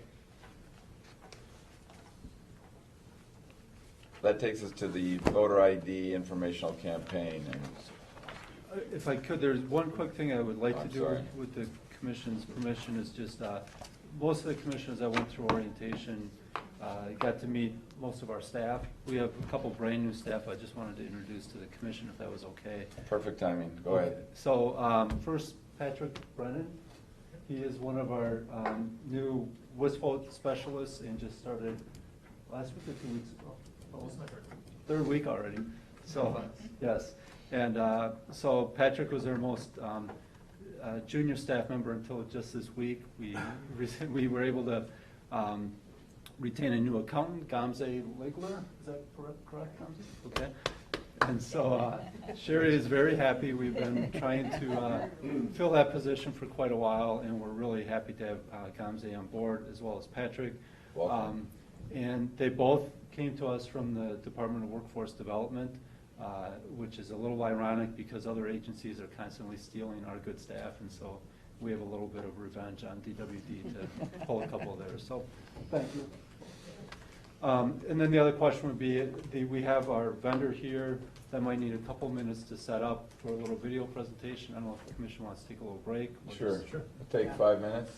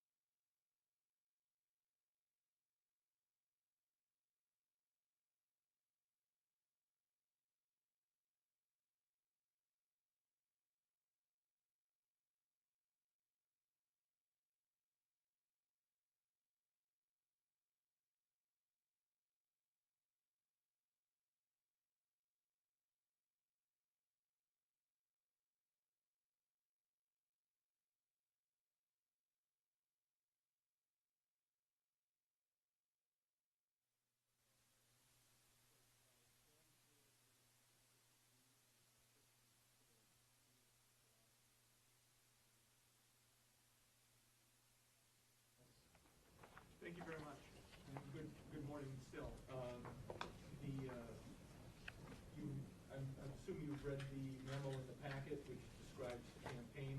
Before we get too far into it, what I'd like to do is have our vendor, KW2, give you a little introduction to the campaign. With us, we have Andy Woolman and Jennifer Saviano. Is that right? Savino. Savino. I just say it, Savino. Savino. Who are the people who really came up with this campaign back in 2011. And like to just have them walk you through it, and then we can talk about the options for getting that campaign out there. Great. Well, thank you for having us here today. And we're going to walk through some of the campaign materials and then leave some time for questions that you might have. And just a correction that it wasn't the two of us that came up with the campaign, but the great folks back at KW2 that came up with the campaign. It was an effort across the agency. We're an agency in Madison, Wisconsin, and we have been doing public information and education campaigns since the beginning of the agency 30 years ago. So we're contracted to come up with a voter ID public awareness and education campaign in 2011. And what you're going to see today is that campaign, but it's been revised to include some of the new elements of the voter ID law and also the new entity. There are lots of components I know that are listed in your packet. We're not going to walk through every single piece. You're going to see a couple of the major components, including the website, instructional video, PSA, that's radio and television. We had a lot of collateral that we developed, and online banners. And there's Spanish versions of a lot of that material as well.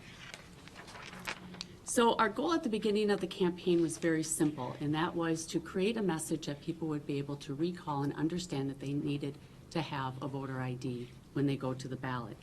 We wanted to come up with something that was memorable, so that we know that with repetition, people will remember and act upon that. Hence, the bring it to the ballot is very easy to remember. We wanted also to have a campaign that was very approachable, so that people would feel comfortable with this new requirement. So when you see this, it doesn't look like it's very governmental. It doesn't look like it's very strict. It has a very approachable, creative execution. We want people to go to the website, and there's a 1-800 number as well where they can get deeper details on how to fulfill the requirements. So in terms of getting this message out into the market, we're really looking at this as like a three-legged stool. There's earned media, things that people have read in the paper about this. There's outreach that has been done in communities with GAB prior to and since we've been brought on.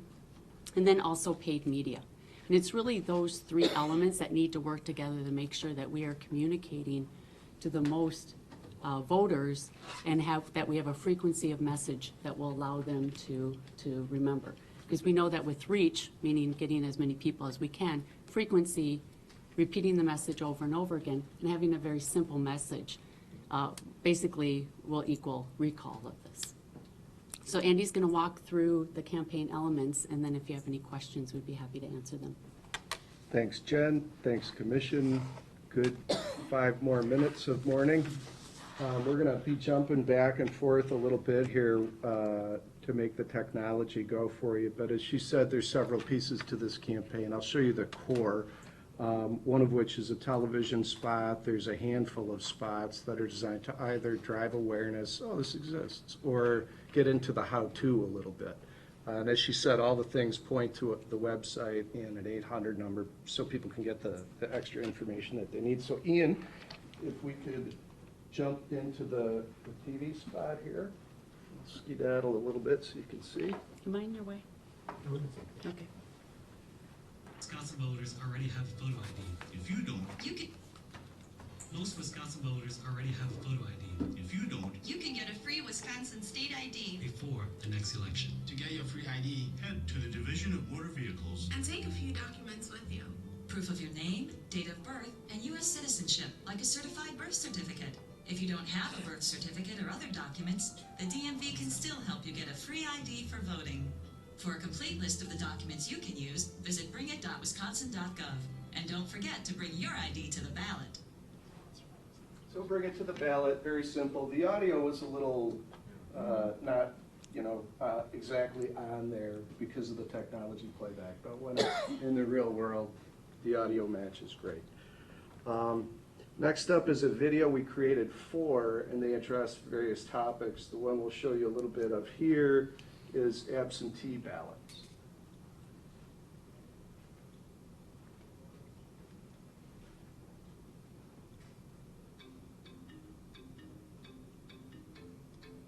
Let's find out what Wisconsin's new voter photo ID law means for absentee voters. The next time you vote in Wisconsin may be a little different. That's because now, voters are bringing an acceptable photo ID to the ballot, even absentee voters. Almost everyone who votes by mail will need to include a photocopy of their ID with their absentee application. It's the new law, and you only have to do it once, unless your name or address changes. But for some absentee voters, exceptions in the law may mean that you do not need a photo ID at all. Who is exempt? It might be your best friend, a neighbor, or someone in your family. It could even be you. Thanks, So listen Ian. So it closely. goes on for another couple of minutes and explains some of the nuts and bolts of what you have to do if you'd like to vote via absentee ballot. Next are a couple of the collateral items, and as we mentioned, they're in English and Spanish. Here's showing some of the folks that represent really the cross-section of Wisconsin in these posters, and those would be, sort of the boots on the ground distribution to folks in communities. A brochure as well that would be distributed similarly, both in Spanish and English. Out of home, that's our term for transit, so these could be inside of buses in Madison and Milwaukee. Bring it to the ballot. And a couple of banner ads. How do I get a free state ID card? Remind your friends to bring the right ID to vote. Bring it to the ballot. I'll give you the 30-second English radio commercial here. Everybody knows somebody who's going to forget. That's my husband. Chris, my best friend. Hermano, Humberto. But now, Wisconsin requires voters to show a photo ID at the polls before casting their ballot in the upcoming elections. So remind someone you know to remember their Military ID. Wisconsin driver license. Or free Wisconsin state ID. There are several different IDs you can use. Visit bringit.wisconsin.gov or call 1-866-VOTE-WIS for the complete list. And don't forget to bring it. Tráelo. Bring it to the ballot. Sponsored by the Wisconsin Elections Commission. So some of those campaign elements, that woman's voice and the music, help gel it together to make it feel like a familiar campaign when you get these different media messages. We know in advertising, not just one media vehicle can be expected to make people really, really get it. So there's multiple vehicles involved. And as we said, everything points people to either the 800 number or the website. Here's the bring it to the ballot, and it gets into the nuts and bolts of what people need to do it properly. So there's a taste of the bulk of the core of the campaign.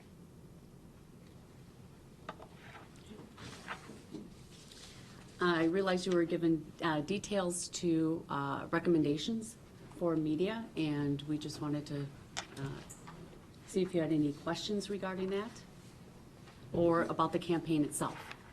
Sure, I'll entertain questions. I had a question on the,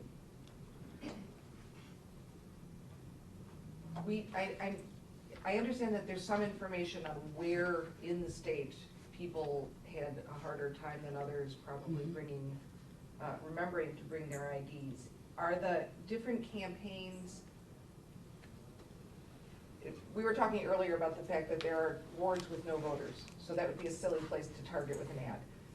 Is there an attempt to focus or to allocate the campaign in places where IDs are at a greater issue than others? Yeah, we can geo-target several different media placements, including online display ads, cinema, and Facebook ads. And is that currently part of the plan? It will be part of the plan when we place the actual buys. And where do you foresee those sort of geo-targeted, I've learned a new word today. Yeah. Ads going? You know, I would need to, it really depends on the which option is going to be placed, because we don't have any control over the TV and radio. So if it's option one, we would have less control. So we'd look to see how we would best allocate what is left over in that budget to those places that need it the most. So I can't, yeah. Let's sort of come back to that more detailed answer in a minute. Sure. There were two options presented. Mm-hmm. And Mike, maybe can you summarize the options and then detail why you're recommending option 2? And then within that context, then I'm interested in getting to Ann's question. I think that would be more helpful to me. Sure. And I'll start, and Reed, feel free to jump in. If you look at bottom of page 58 and top of page 59, really highlight the differences between the two options. And I think the main one being the amount of time for radio and TV public service announcements. Option 2 has a shorter period, 8 weeks versus 18 weeks. And what our understanding is, one of the main reasons for that is because we will be in political season this fall. Ads will be at a premium. You'll see that in Wisconsin being a battleground state, and some of the contested races we'll have. And not only will the ads be more expensive to place, meaning we could place less of them, but there just may not even be availability to reserve that time, is my understanding. So the thought being that also giving people time to prepare to get an ID, it would be more effective to get that message out in July and August, rather than waiting until October and November to say, you need to get an ID. Reed, is there anything? The important thing to understand about the radio and TV component of this campaign is that we're not buying specific time slots or a specific amount of times that it would air.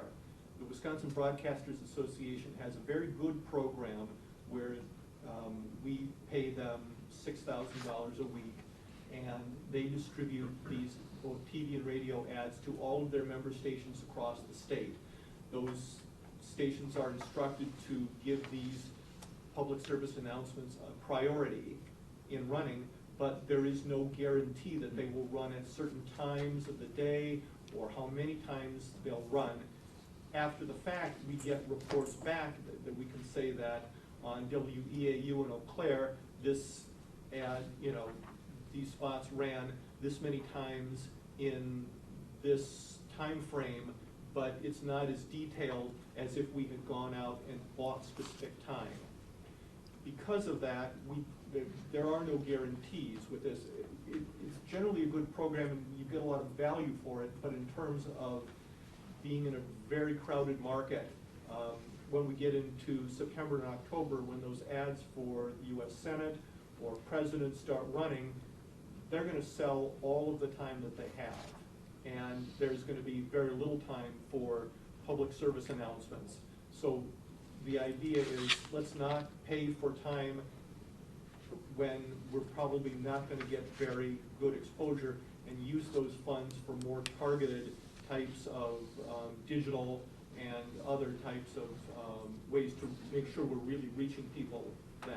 I have a question about, the timing, 18 weeks and 8 weeks, that really only applies to the TV and broadcast. Yes, right? that's only to the Yeah. TV. The other, what's the time frame, looking at, and again, I don't know if you were done describing the two options, Yeah. but my question on option 2, where you've got the cinema and the bus ads, and then the other online ad presence, what was the time frame contemplated for those? Yeah, we, for online, we have August through September, online video, which would be a pre-roll of the television spot that would run on YouTube. That was running from July through September. Facebook ads, we have from July through September, and out of home is 4 weeks prior to the general election. So we're looking at primarily in September, October, based on inventory. What was the last item? A transit indoor, inside a bus. Bus. Sorry. And just out of curiosity, you got Madison, Milwaukee, there are others, the cities that have bus systems like Janesville, Eau Claire. Is there a reason why you're just picking? We were looking at in terms of the most people that we could hit for the amount of money. So we're open to other locations. This is not at this point a negotiated buy. In other words, we do not have placement on this buy. Once we get approval to move forward, we would look to see what type of the best placement we could get. If we find that inventory is too low in one market, we would recommend another over that. I guess the other question is, I mean, Ann already talked a little bit about geography, but I mean, I recall at the first meeting that I attended of the GAB, we talked about different problems, different groups that had problems. And veterans was one. And I mean, it seemed to me with digital, I mean, you know, a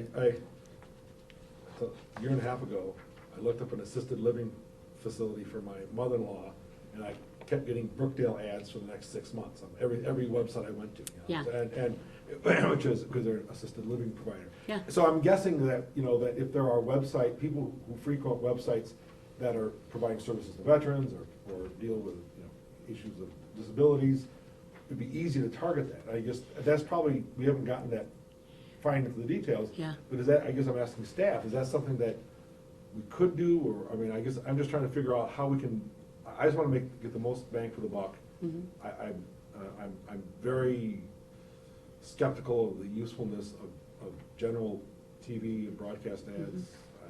Even though they may be cost effective, I'd much rather target to the people who we're trying to target. And I think you probably can do a better job with digital, right? We believe that you're going to hit a younger demographic better. So anyone under 40, we generally tend to be, they're heavier indexed online than in traditional broadcast. So we find that going to the channels that we have recommended here are ones that we chose because they have high viewership across demographics, but then we can target within that as well. Facebook ads, 72% of all people on the internet are on Facebook. Now, once we're on Facebook, we can even get targeted down to different populations as well. So retargeting, another term for you today, is what you're referring to, how something will follow you as you continue down the internet. And that will be part of this, so people with in the right groups, based on where they go, can have this ad follow them. And If I do a Google search on photo ID law, you could then barrage me with these ads, right? I don't believe we have retargeting in here, do we, Jackie? No, retargeting is not. Yeah. Would that be an expensive feature to add? It's very expensive.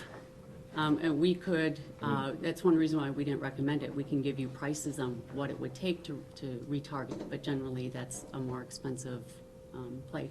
We do have part of the digital component to our mobile ads, which are very effective for younger populations, student populations, and minority populations as well, and low income. You mean mobile ads be? Mobile ads, ads that you see on the bottom of your phone when you're on websites. Is that included in? Yep, it's, Oh, I see, there you go. yeah, Number 2. so desktop and mobile. Is there any part of this that is in play in October?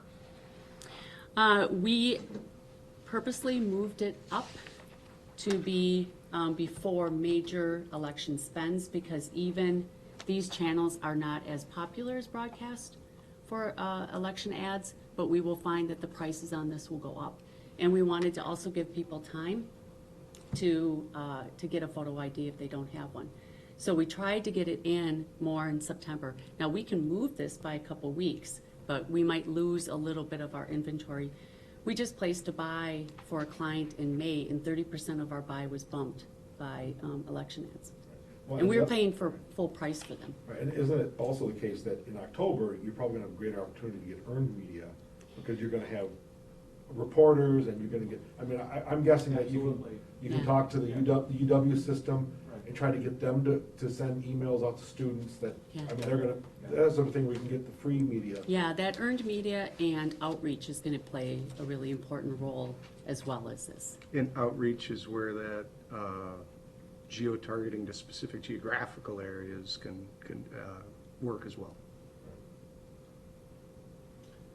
have a question for Mike or the staff.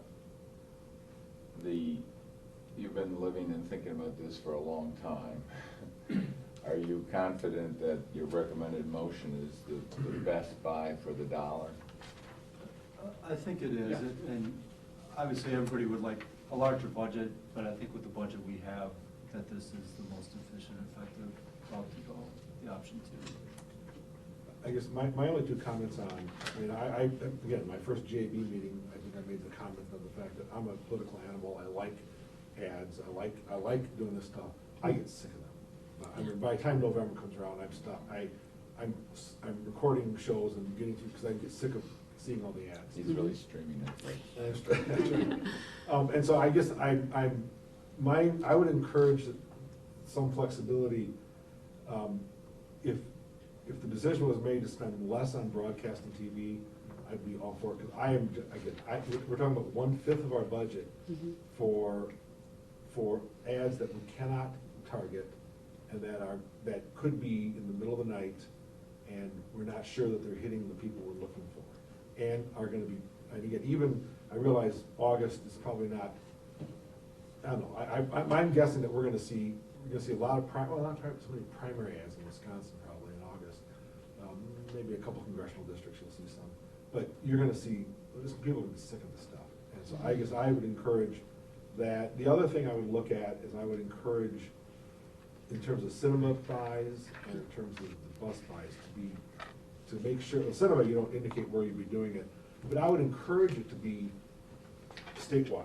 I mean, I would think that it makes sense, and you know, there are, and again, I know that you've got large populations in Madison, Milwaukee, but you've also got bus systems throughout the state. Yeah. I would really encourage you to go there as well, because. Yeah, and the cinema was priced out statewide. But yeah, but we will look at other options for transit. And some of the buses, even though they might have a bus system, they might not sell ads on them, so. But I would even prefer, I think, again, part of this is just the commission's credibility. I would actually prefer just striking the Madison, Milwaukee and leave it up to the professionals somewhere to place them. I just think it's risky. For broadcast, excuse me? No, for bus ads. Buses, got it. Okay. I just don't, I mean, just as it's not the commission speaking, I'm speaking, but I just think that it makes sense. I mean, you should put them where you're gonna get the most bang for the buck, where you can get the ads, and there may be other types of, you know, like I say, you says bus ads, you referred to it as something else, transit ads, right? Yeah, transit. Same thing. Yeah. Right, but I mean, are there other places you would put them? I mean. Yeah, we kind of put that category all as what we call out of home, anything that's in the Right. environment. So billboards are very expensive. But But kiosks kiosks, on university campuses, you might Yeah. be able to, I mean, the thing is, if you use the money to print posters, Yeah. that public agencies or people who control kiosks will put up for free, Yep. that to me would seem to be an effective way of doing it. You know, especially universities, where we've got lots of students who will have questions, and, you know, we heard the stories about people showing up at the last minute. You know, if you could have that sort of, again, that sort of out-of-home experience. So I think we should characterize that as just out-of-home display ads or something. Yeah, there was a collateral piece in there that showed posters and brochures, and that's where that third leg of the stool, that community outreach and Right.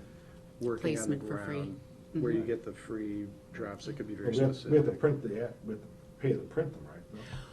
Yes, you do, if we place them, if it's a paid placement, if you're asking a community organization to post it, there wouldn't be payment for that. No, but All you of the have to- materials are downloadable too But on the you have to website. you have to pay to print the ad. Yes. Also, has there been any, I know that certain companies, and I'm not gonna mention the names here because we're on, but there are certain companies in Madison, in my experience, that have large printing operations that will routinely print for, print posters and things, you know, like the little slow down yard signs. Yeah. That are, those are all printed for free.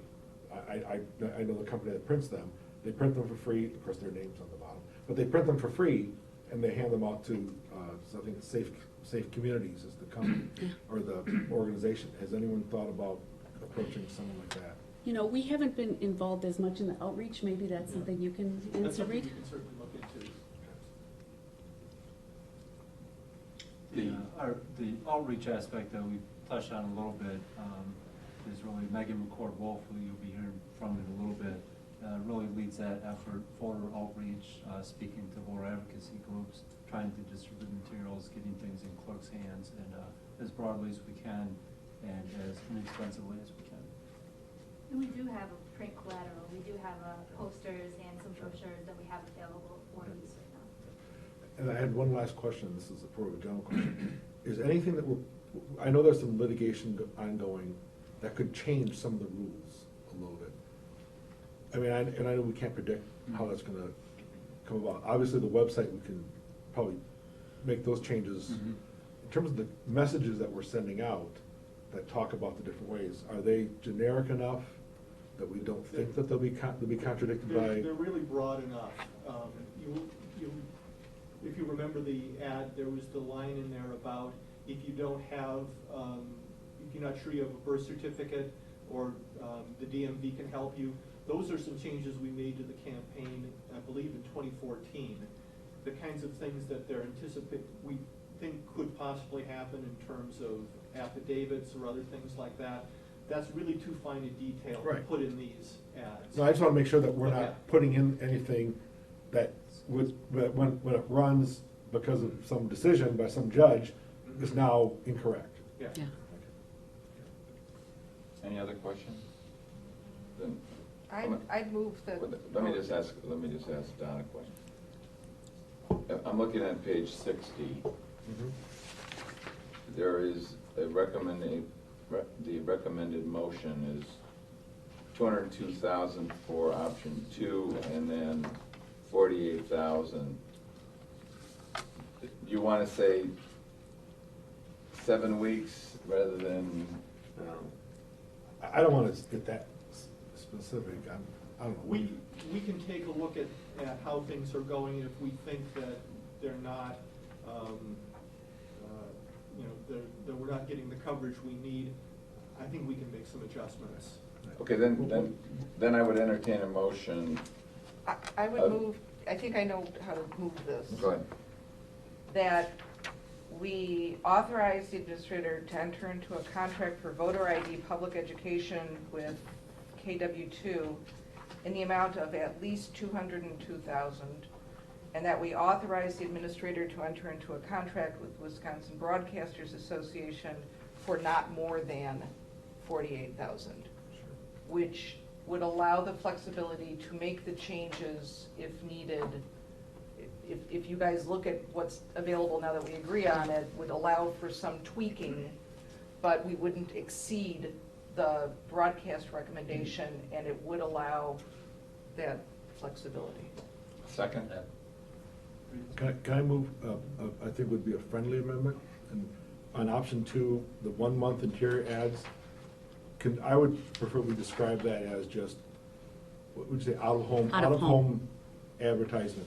Yep. Just And look at other options. and look at all the options. Very good. That's good. I move that, is that First and acceptable? second, any discussion? All in favor? Aye. All opposed?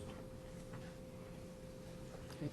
Well, Thank you you. have your first assignment and grant of authority, and I ask that you don't blow it. We don't want to hear bad reviews. Thank you. We'll get started on that. Thank you. Thank you. And that goes for you too. Right? Understood. That takes us to item H on our agenda, preparations for the August partisan primary election. So we wanted to give the commission a little bit of flavor of what we are doing right now to prepare for the August election. And as we mentioned before, the August 9th election is already taking place. Absentee ballots went out in the last week. They were required to be issued to absentee voters who had a request on file by last Saturday under federal and state law. One of the significant projects that we wanted to talk to the commission about was our My Vote Wisconsin redevelopment. And so Megan's going to be setting up for that. Do you need a couple minutes, Megan? Maybe just 1 minute to Yeah. make sure it's still. If the commission likes, we could move on to another, one of the points here. There's the election official training. memo, which starts on page 81. Yeah, let's do that. Okay, and we're going to bring in Allison Coakley, who's our training coordinator, to summarize what we're doing for election official training. I can start out here, but the memo starting on page 81 outlines the variety of training methods. Megan is ready now. I can wait. Yeah, we'll take Allison first. Okay. Hi. So this is Allison Coakley. Allison, we were just starting to talk about your memo on page 81 and our training program for the fall elections. Well, good afternoon. Nice to see some familiar faces. Welcome. As we've noted earlier, our election partners are numerous. We have 72 county clerks. Right now, we have 1,854 municipal clerks, but that's as of this moment, so we'll see how that goes.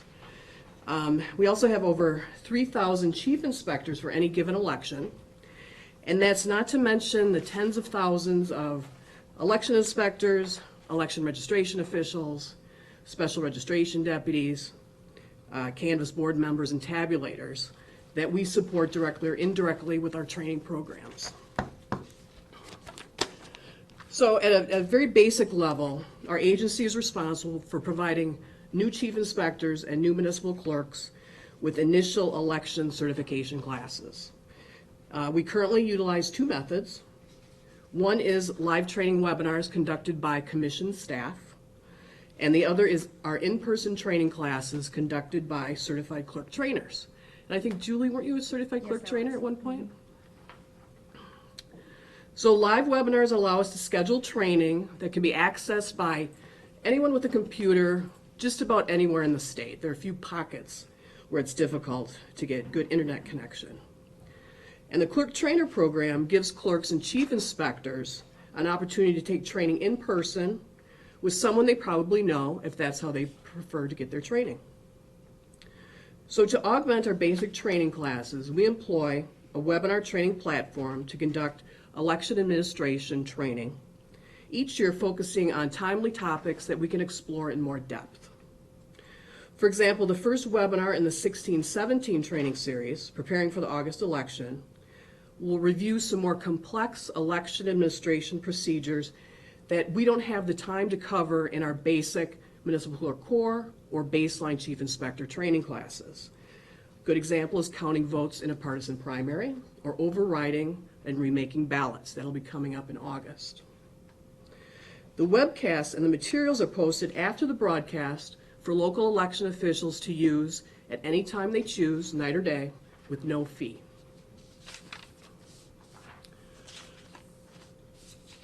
So commission staff also makes a number of appearances at clerk conferences throughout the year, and I listed it in the memo.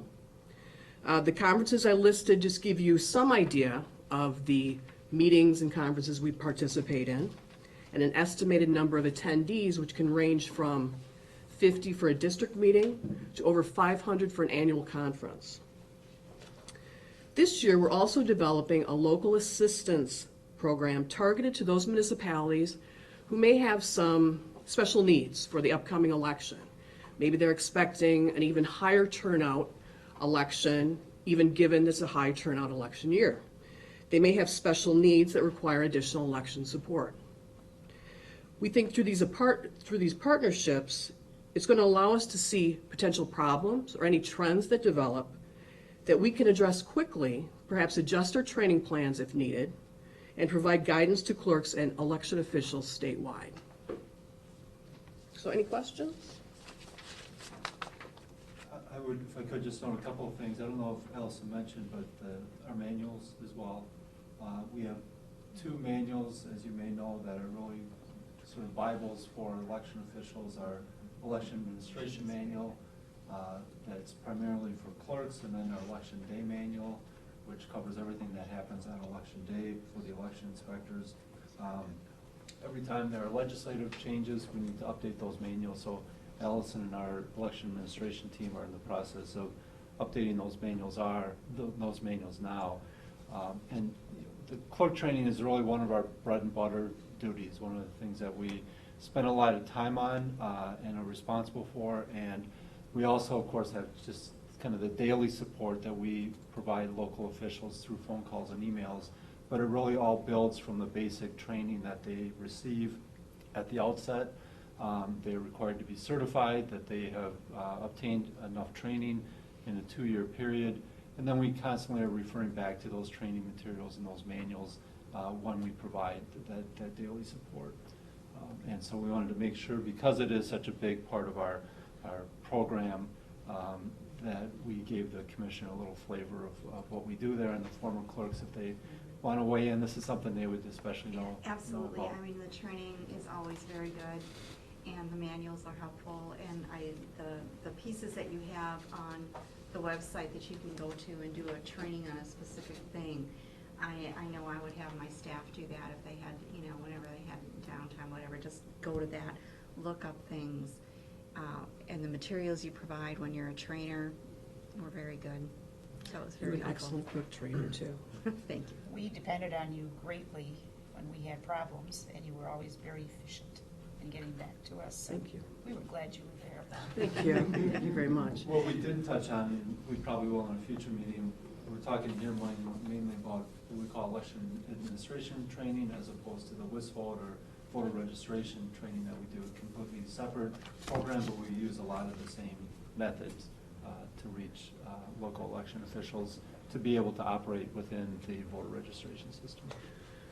I'm not sure if you have had a chance to take a look at some of our training offerings on the website. I'd be happy to send you any links to our webinar pages or any of our education training pages. So, Are all clerks required to take training?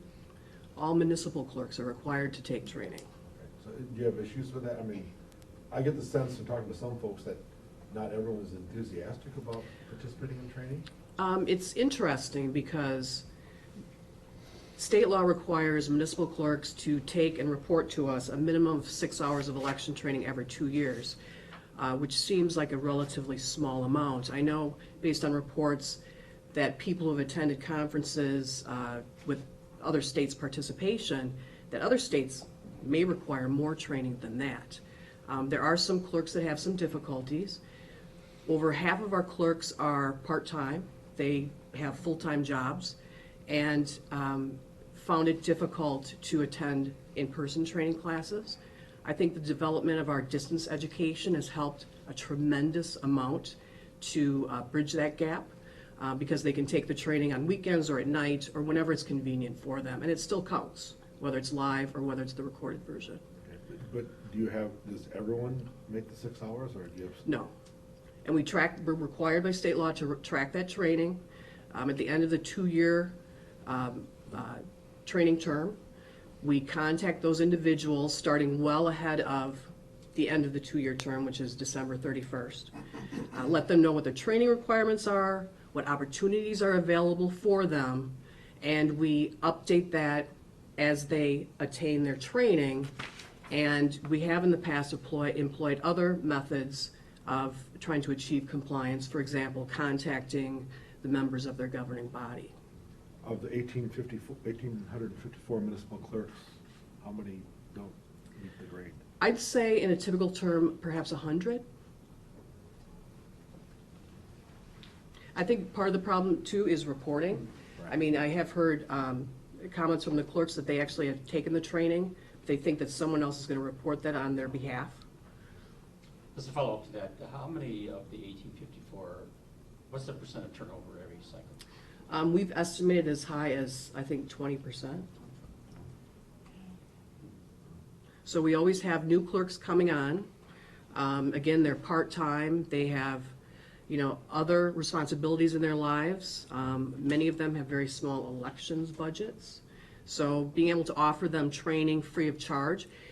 Just as an aside, we used to offer training through WIS-line programs, they were conducted by the UW Extension, and they were charged by the Extension for $20 for an audio recording and materials. And now they can get something that's even more timely, that's free. And it's available. It's available 24/7. And we do it. And we do it.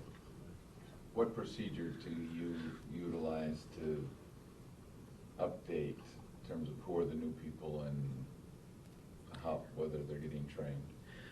They're required to submit, it's going to be an EL 362 form that identifies them as a new clerk, and we put them on a list, and we contact them periodically about their training requirements and new training opportunities. With the new WISVOTE system, what's great is when a new clerk contact is entered, they get an automatically generated response that details the training requirements. Anything else?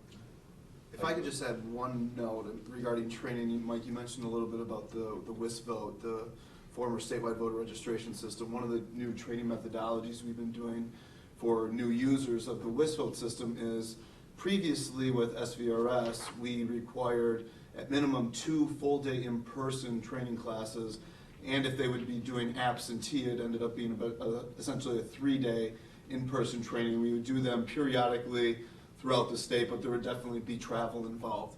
Now with the WISVOTE system, we've gone to a completely online training model where they can go to what we call the WISVOTE Learning Center.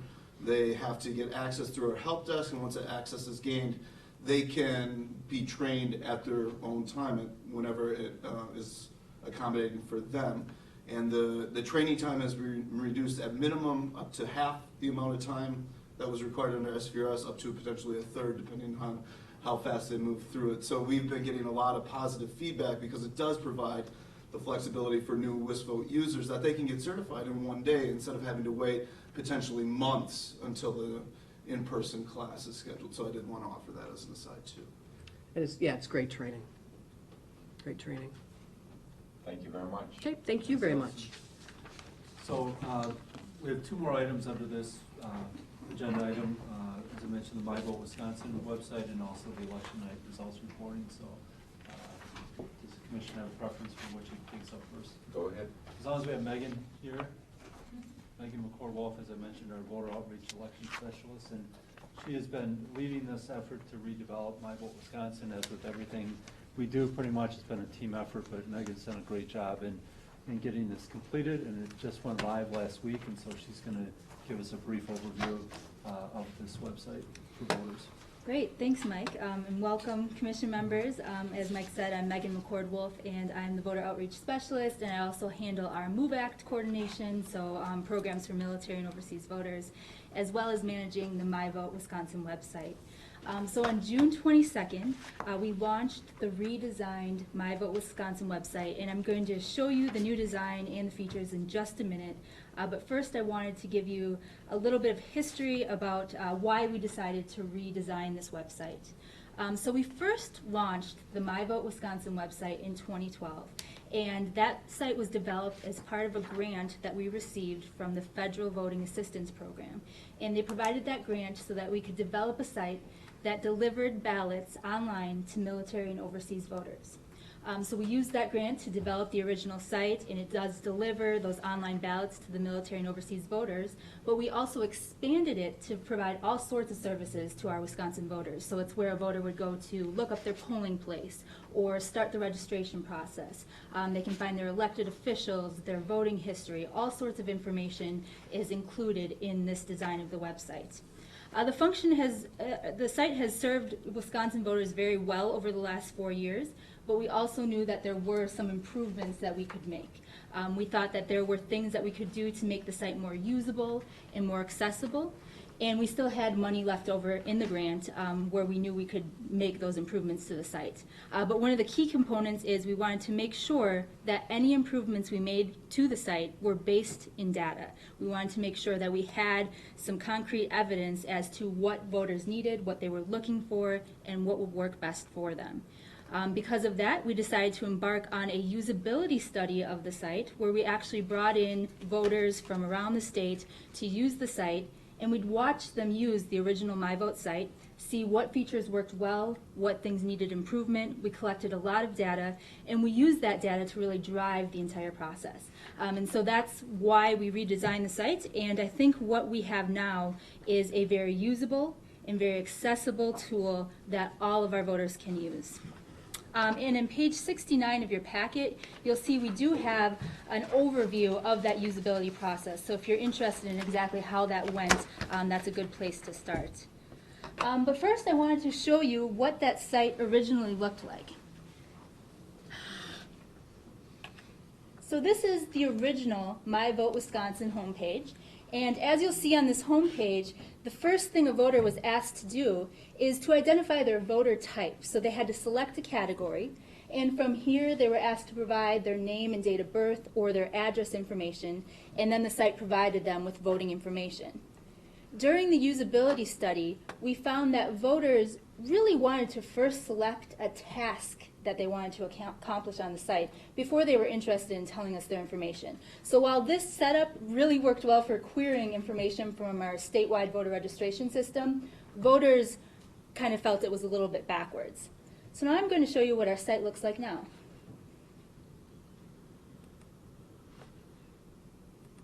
So this is the new My Vote Wisconsin website.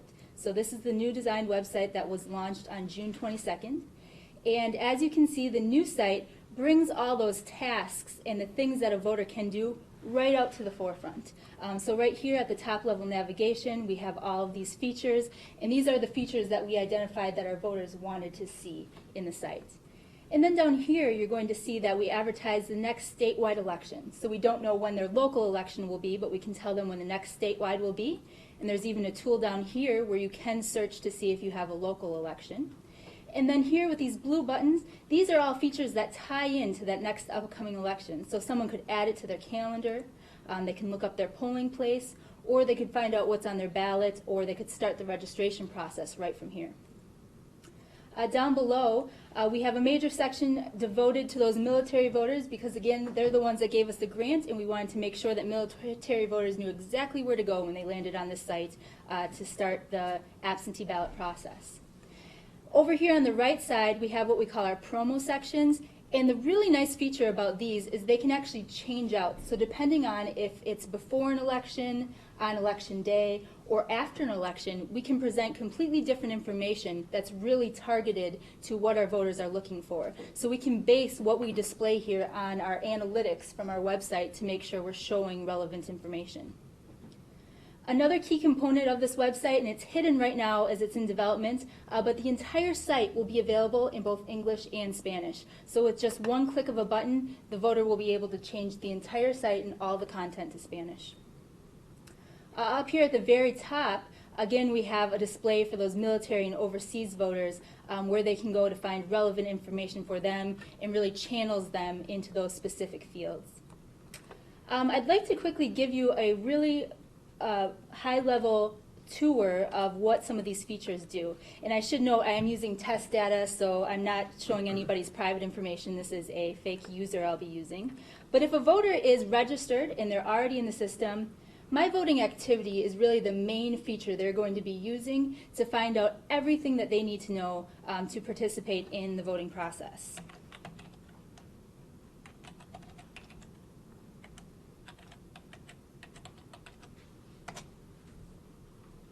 So if a registered voter puts in their information, they're then going to go to what's basically their profile, and they're going to see their name, their status, their current address, and they'll also have the option to update their name or address. Now ultimately this will result in them starting a new registration, but it allows them to change that information if they need to through the registration process.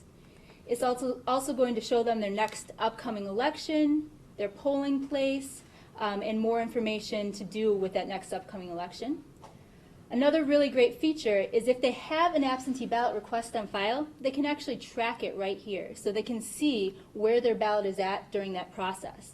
Along that same channel, if they have a provisional ballot, they will also see where they're at in the provisional ballot process and learn about what they need to do to fix that provisional ballot. If they do not have an absentee ballot request on file, they can start the request process by going into that request a ballot workflow as well. Down below, they can see their voting activity. So they'll see a list of every election that they've participated in. And if they expand the little plus sign next to the election, they'll see more information about the election and how they participated, such as if it was an absentee ballot, if it was a provisional, where they voted, all the relevant information. Another feature available here is My Elected Officials. On the former site, My Elected Officials was just a long, sprawling list of all the people that represent the voter according to their address. While it's still a long list, so you'll see there's everyone listed from president all the way down to local offices like alderperson or school board, there's a new feature where the voter can start typing the elected official's name or their position, and it will narrow that list down so it's a little more manageable. And then they can click the plus sign next to the elected official and see any information that that official has on file with us. So they can see contact information if they've filed that with our office. So that's my voting activity. There are some other features on here that are also available for unregistered voters. So if you're not registered or you moved, you could find your polling place here using just your address.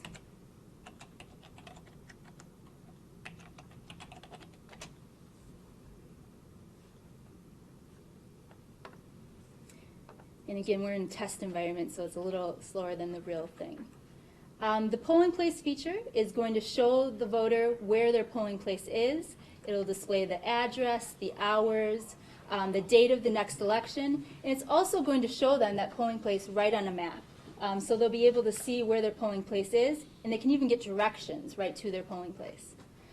In addition to that, this page is meant to prepare the voter for Election Day, so they can also even see a sample ballot. And this is a huge improvement on the new site. The new sample ballot looks a lot like a real ballot, so it really helps the voter to prepare what they're going to see when they get to the polls. This is a partisan primary, so we even have the option where they can first pick a party here at the top, and then it's going to narrow in what they're going to be eligible to vote for. And they can actually go ahead and start clicking on some of these buttons, and this ballot is printable, so they can bring it with them to the polls as a reference. And this is especially important for people that maybe have visual impairments and whatnot. It's a very important tool for them to be able to access.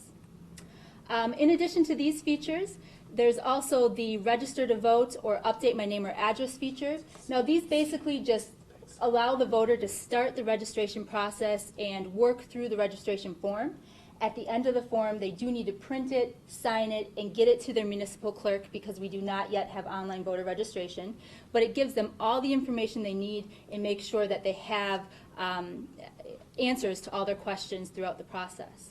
Hey Megan, just one thing on the ballot. Can you just talk about the sample watermark that would print on that ballot? Oh, right, yeah. So the sample ballot is going to be very distinguishable from an actual ballot. So it's going to have a great big sample watermark across the back, along with the disclaimer that this is not an actual ballot. It's just a reference tool. What prevents someone from going in and playing practical jokes on a neighbor and changing their registration?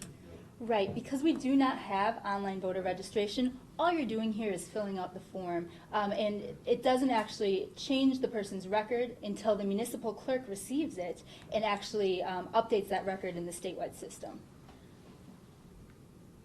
And the same with vote absentee. This is just allowing the voter to fill out that form. It still has to go to the clerk who's ultimately going to make that determination. Now, a huge benefit of the register to vote feature is that the clerk does not have to do data entry. So the voter is entering that information. It's going to go in as a pending application into our statewide system, and it's waiting there for the clerk. And so when the clerk gets the actual form, they look at the form, make sure it's approved, and then they can approve it in the system without having to re-enter all the data. So it really cuts down on that data entry.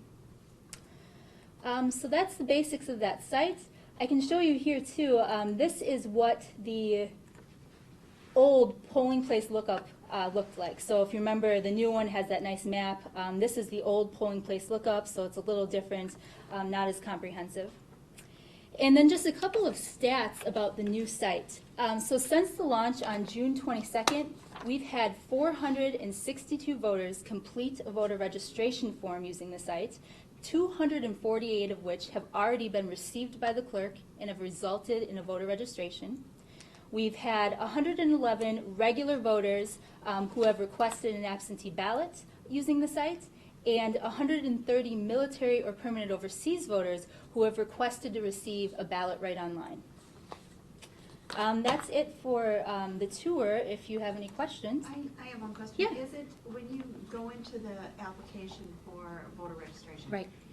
Is it clear somewhere, you know, that, because I'm trying to see it from here, if I bring up my name and it says that I'm registered, here's my polling place, is it clearly stated on there somewhere that, okay, you're registered, and if your information is correct, do not register again? Right, exactly, Okay. and that's a really good point. So if you first have to look yourself up, because we of course don't want to create Right. duplicates. Right. So the voter has to look themselves up, and if they're found, it's just going to display, you're already registered. Did you move, or did you change your name? If not, you can go on to request a ballot or do other things. Right, So- because I know that, especially in large elections like the presidential coming up, you Right. get so many duplicate registrations in the mail because everyone and their cousin is encouraging aren't people sure. to register to vote and Exactly. sending out forms to them, and so you will get multiple registrations from people who are already in the system. Absolutely, and we definitely kept that in mind. We want to eliminate duplicates as much as we can, and so we make sure that the voter has to first look for their record before they're making those changes. How is this website being promoted? I mean, for example, among servicemen and women? Right. Are they told about this? Is the Army telling them, or what's the? Right, so we do have a few ways that we communicate with them. Before each election, we do send out an email to our military and overseas voters, letting them know that their ballot's ready. In this case, we let them know that we updated the site and kind of told them about the new workflow. So that, I mean, those are people identified in the voter registration system as having registered. They self-identify as a military voter. or Mhm. a permanent overseas. And I don't remember, I mean, when you register, do you necessarily put your email address in, or is it an option to do that?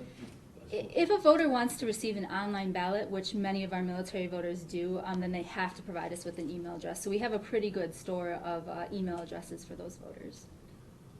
So the great thing about it, and the original purpose of this, was to provide that electronic option for military and permanent overseas voters where they can mark their ballot online and print it out, or print out their ballot and then mark it. They still have to send it back in, but that was one of the main purposes of that grant that we received from the Department of Defense. And as Megan mentioned, once we have online registration next January, this My Vote Wisconsin site will be the vehicle for online registration. Just had a question for provider clerks or relier clerks. How Right. does that work with the registration? Right, with the registration, again, all the voter's doing on the site is filling out the form. So if you're a relier, when you get that form in the mail, or when the clerk, or when the person drops it off in the clerk's office, it really functions no differently than a form that comes to you by mail. But if you happen to use WisVote, then you have that added benefit of it already being in the system for you. And as far as absentee ballots go, anytime a military voter or a regular voter makes an absentee ballot request using this site, we send a notification to the clerk and anybody else they have designated, like their provider, and we provide them with a PDF of that absentee ballot request form as well. Just a couple of other notes. As new commission members, if people are identifying you as being associated with elections in Wisconsin and asking you questions, this is a great resource to point voters to. As Megan illustrated, a lot of information they can get from the My Vote Wisconsin website. And specifically for the partisan primary election, we really love that feature that shows them a sample ballot. The partisan primary ballot can be confusing. We have 5 different parties that can have candidates listed on the ballot. So it gives them some comfort level with seeing their choices ahead of time. And also to add on, as far as the publicity of it, we do have some other things in the works to help publicize the website. We did a little bit of a soft launch last week to make sure it was operating correctly, but Reed has some things in the works where we will be publicizing it much more in the coming weeks. Megan's been monitoring the launch and the uses of it as she demonstrated with these statistics.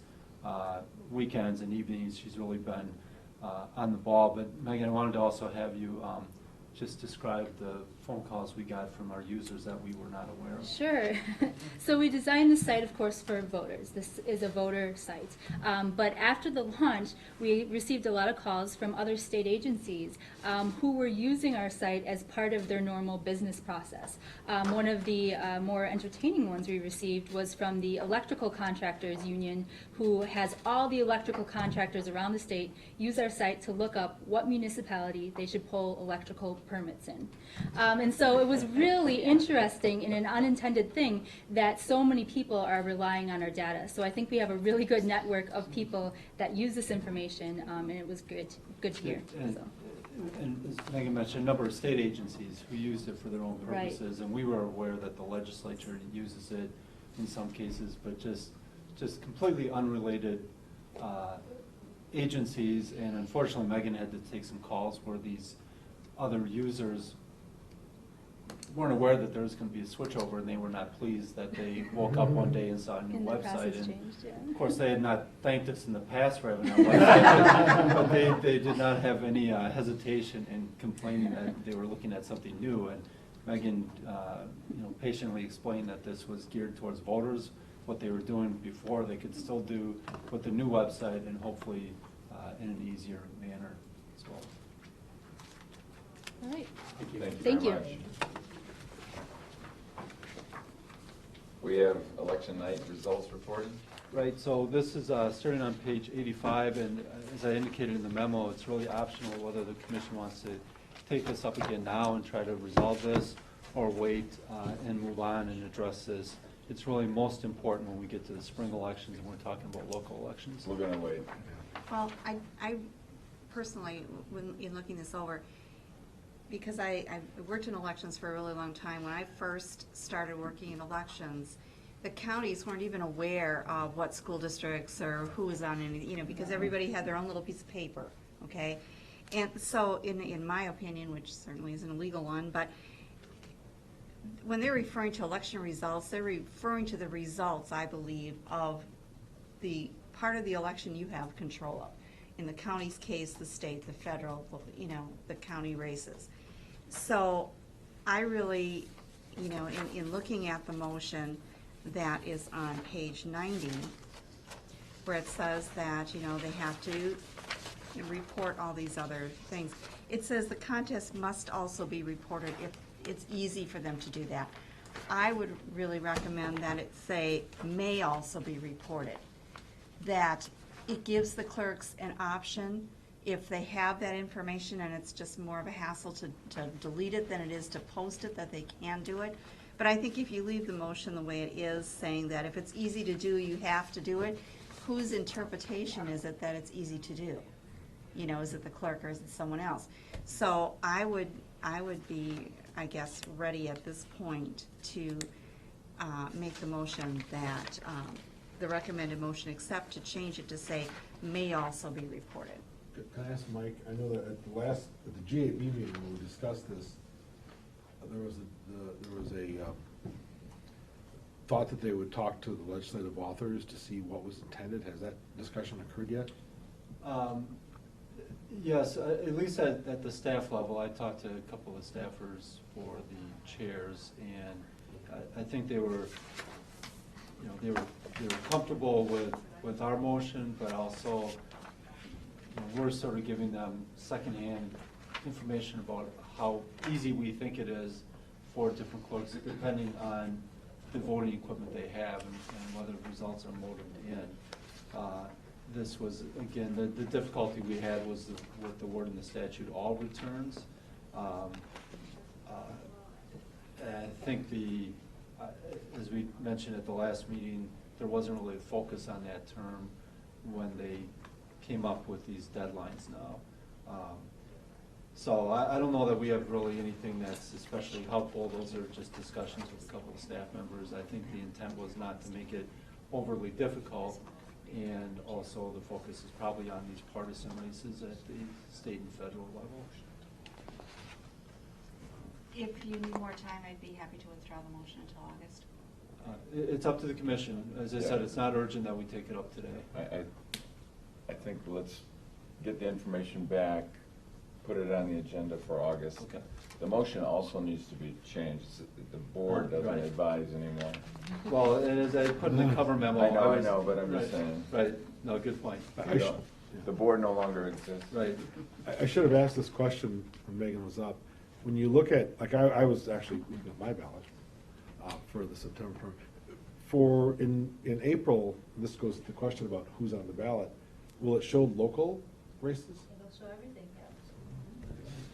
But what we rely on is the municipal clerks have to enter that information into Right. the WIS vote system. And so again, one of the things that we need to get compliance of making sure that they do it and do it in time so it shows up for voters when the ballots are available. That's a great point, yeah. My vote is only as good as the WIS vote data. Okay. I guess the next item on the agenda is, Sherry, you're up on the biennial budget preparation, is that correct? Yes.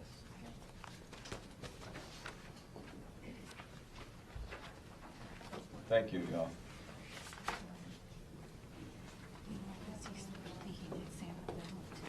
Good afternoon. You're gonna You're gonna unplug, pull- you're gonna and I- unplug someone there. Bless you, Chair. Disconnect, read. Yeah, there you All right.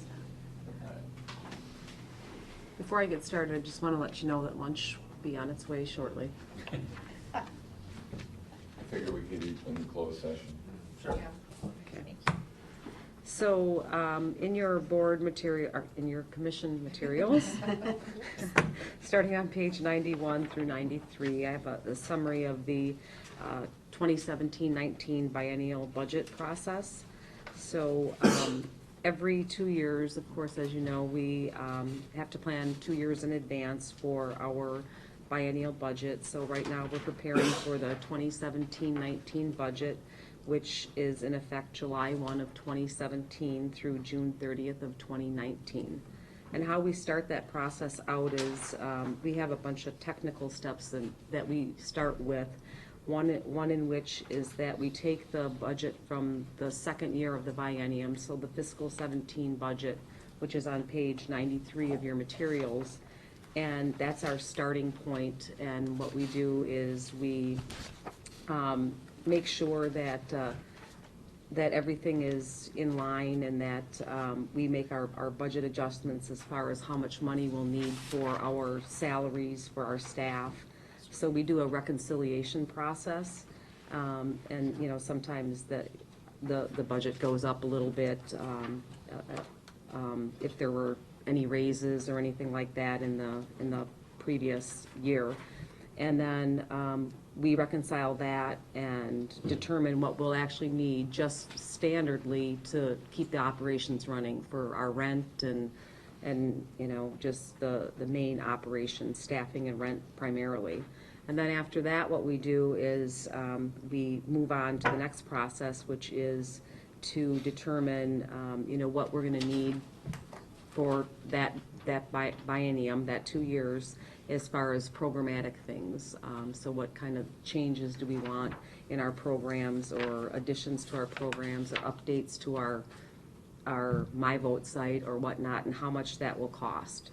So if you turn the page, well, actually, it's on page 91, so we have several items that we're thinking about putting in the biennial budget request. We have 5 that we've determined so far that we think that you should consider.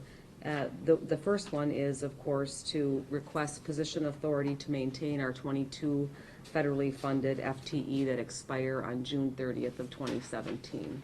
So we would like to put that in the biennial budget to keep those staff, and we'll determine, you know, how much that cost will be and put that in the budget, and also the justification as to why we need those positions. The second item that we have over and above is that we would like to amend the voter ID training appropriation. On page 93 of your materials, the voter ID training program, Alpha C, numeric 109, that training is primarily to train the municipal and county clerks for photo ID training only. So what we would like to do is broaden that and intertwine all types of training to be able to use that budget. Currently, we have $82,600 in our biennial, in our budget annually for that type of training. So, but it's just for voter ID, not for all the rest of the training. The third thing that we were thinking about is. Can I ask you that last item? Sure. What happens, so if you're doing other kinds of training, where does that money come out of? General supplies and services? Mm-hmm. Well, and federal funds. And federal funds, Not yeah. currently. And this is only supplies and services. Your staff are already, I mean, that's already paid for. Correct, that's already paid for in staffing and permanent position salaries. Mhm. So then the third thing is the per diem costs for the biennium will increase for the commission. So we need to determine how many, based on how many meetings that you plan on having, develop a budget for reimbursement of expenses and per diems. So that's something that should be included in the budget request. Another program that's ending is our accessibility program. That funding is running out and it sunsets in August of this year. And so obviously we want to continue with that program. And so looking into requesting funding for that program. How much is that? We received a federal grant for that, so, and we had 5 years to spend the monies, so it's nominal. Would you say?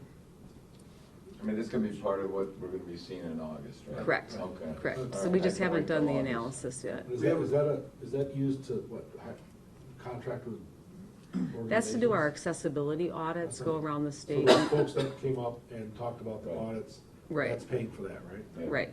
Mhm. We have a pretty good handle, Richard Rydecki runs that program, and he has a pretty good handle on per election, what we can plan for the cost to hire temporary employees to go out and do those audits.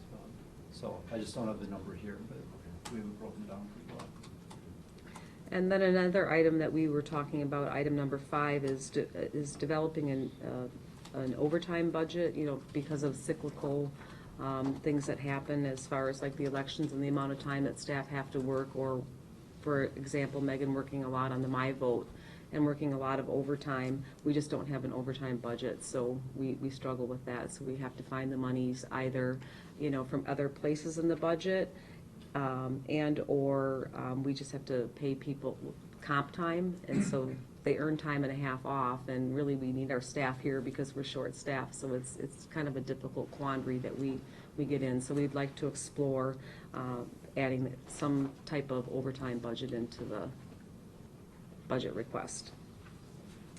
And then just on page 92, there is a timeline, a task timeline that I developed for preparation of the budget. We really don't get budget instructions until mid-August, so it's really a quick turnaround time. And given the fact that I know that you want to meet on August 30th, we'll have to bump some of these internal deadlines up to get the budget written. Yeah, I was gonna say, I was looking at the timelines. Yeah. I certainly would like to see it before August 29th. I mean, if we're gonna have a meaningful discussion about this. Absolutely. Wouldn't people like to have it? Sure. Like what, how much time folks want? At least 2 days? 2 weeks. 2 weeks? Can you do it? Can you get us a budget 2 weeks before the 30th? Not the finalized one, but what will be in it, yes, but not the actual. I'm assuming, for example, sometimes in the past, DOA will say, put together a budget that would be a zero increase budget. Correct. And so, that's something she won't have, because she won't know Right. that.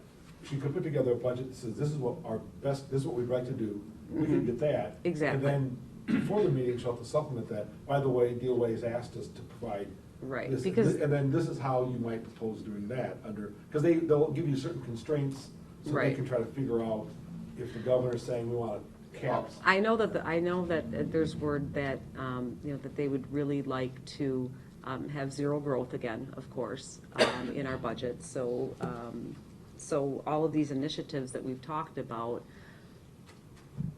we may struggle with that, but we definitely have to have a great justification as to why we need our positions and all the things that we're asking for. I guess if we could have as much of that detail by Yep. August 16th, that would give all of us 2 weeks to hash it out. Okay. Subject to some updates, yeah. Right. But that, at least, that starts the process. Sure. Because then we can have a meaningful discussion on the 30th. Sure, because in the budget instructions too, there may be things like they may want us to reduce our operating budget by 5% or whatever other things that they might have on the agenda. So, but yeah, we can get you a draft by August 16th. Thank you. Okay? Is that without you working overtime? No, with me working overtime, but we'll work on it. I'm just putting it No, out there. I know. don't understand what I'm. And earlier, if I can just go back, I just wanted to mention, as far as the operating budget for fiscal 17, at the 1310 meeting of the Joint Committee on Finance, we did get that $250,000 for the voter ID, so that's a $250,000 one-time increase Right. to our budget in fiscal 17. Right. Which we just spent a few minutes ago. You just spent it. Yeah. Yep. So, Anything else? thank you. Okay, For a thank very you. difficult job. We're doing a great job in a very difficult job. If I could, I wanted to, if I could, before we get to the future agenda, it's probably a good time to bring this up again, but I think we glossed over when we were talking about organizational matters. On page 16, top of page 16, I threw out a few different questions about how does the commission want to conduct its meetings. Specifically, as you know, today we did not take public comments. For future meetings, does the commission want to do that, to include that as part of the agenda? We talked about, I also mentioned things like the timing for receiving materials for the meetings. The budget, we could certainly send separately the budget information. Typically, we try to get the other meeting materials prepared a week in advance, at least if we can, to get them finalized and get them out to commission members. I guess if you have any feedback about whether you had enough time to review the materials for this meeting. If we go too far ahead of time, things get a little bit out of date, or we don't have time to do a complete job on them. But if you have any guidance on when you would like to see the materials. I thought the week was plenty. I mean, I don't mind personally getting something a week ahead of time, and if there's an update, I don't mind getting an email to me and all that. That's not a concern to me. You probably have to remind me to check my now WPC. Yeah, but we don't want the important stuff the night before, okay? Right, that's best not to. Right. Okay. The other thing that I would pipe up with on that, having sat through the last meeting on the nominating papers, if we need to see something, if we're expected to rule on a document, on a thing that exists, we gotta see the thing. So if that's a matter of samples, or like, here's a sample of the document, you know, if it's a header, or here's the illegible signatures, whatever. I don't expect you to print out this, Sure. but I do expect that if you're saying, we're gonna ask for a vote on something that's illegible, we gotta see the document.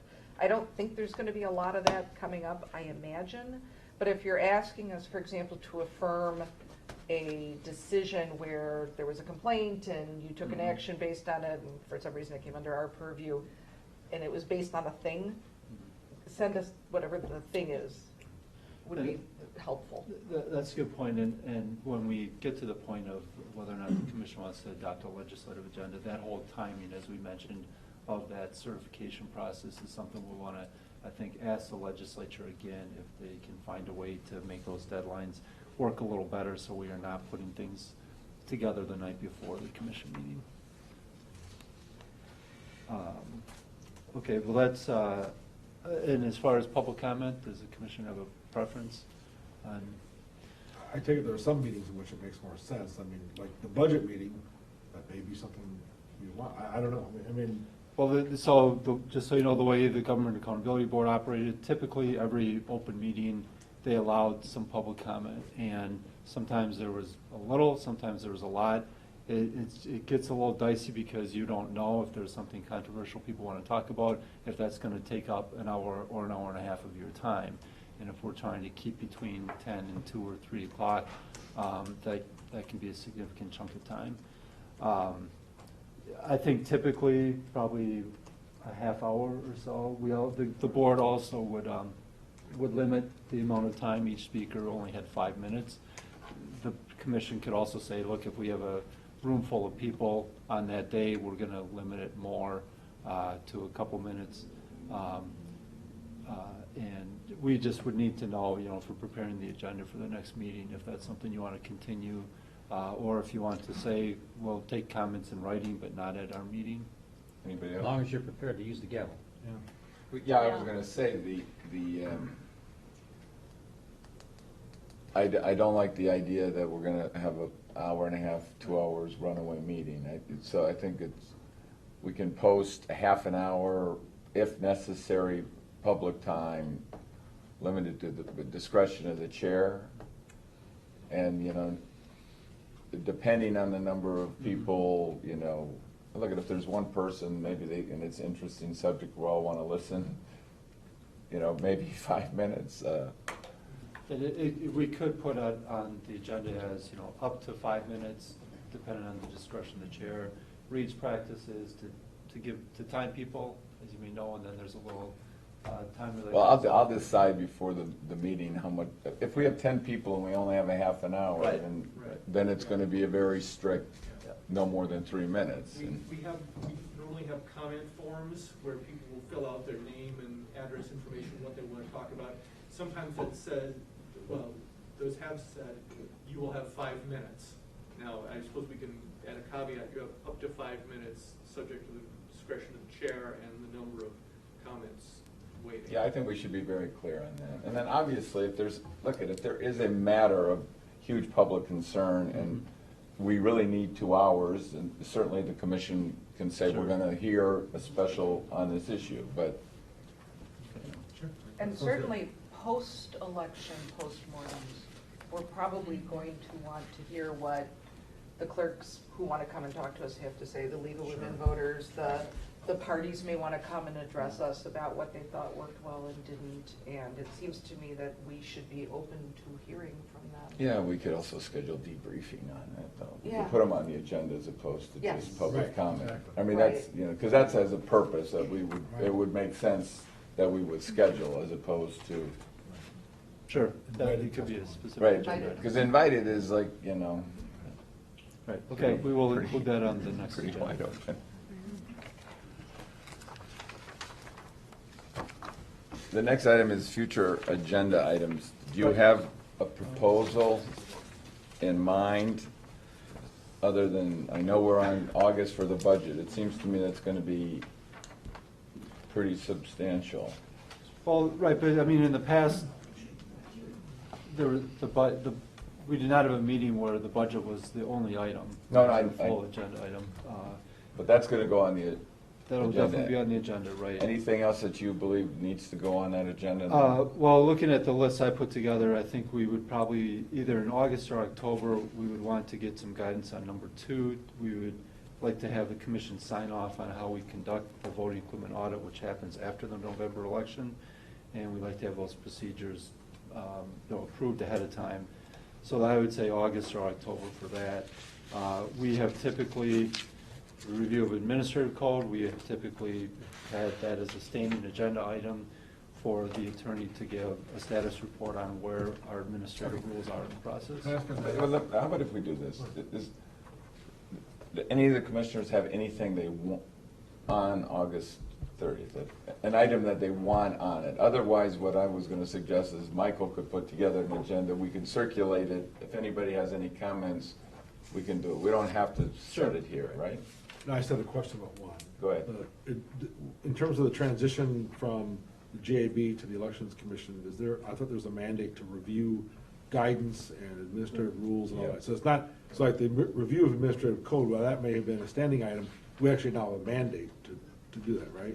Right, and that's a good point. I mean, number 3, in my mind, there were 2 separate issues. One is reviewing, reviewing board opinions, review of administrative code here besides the status report. It's up to the commission, but another idea I had is, do you want to have a presentation where we walk you through what are the administrative rules, generally, what are the chapters we have in the books now, what are the administrative rules that, just kind of an overview of what the existing rules are. That's sort of optional, we can keep it on the list. I mean, I think that's a good idea. The question is, do we do it August, October, or December? We can put together an agenda and run it by you all. And, I mean, my concern was, does anybody have an item that they want addressed in August? Not at this point. All right. So then we'll leave it, Mike, you'll put together a draft and we'll get it out to everybody early, and then that'll be on you and me. Sure, yep. Okay, that takes us to the per diem authorization. How does this work? Well,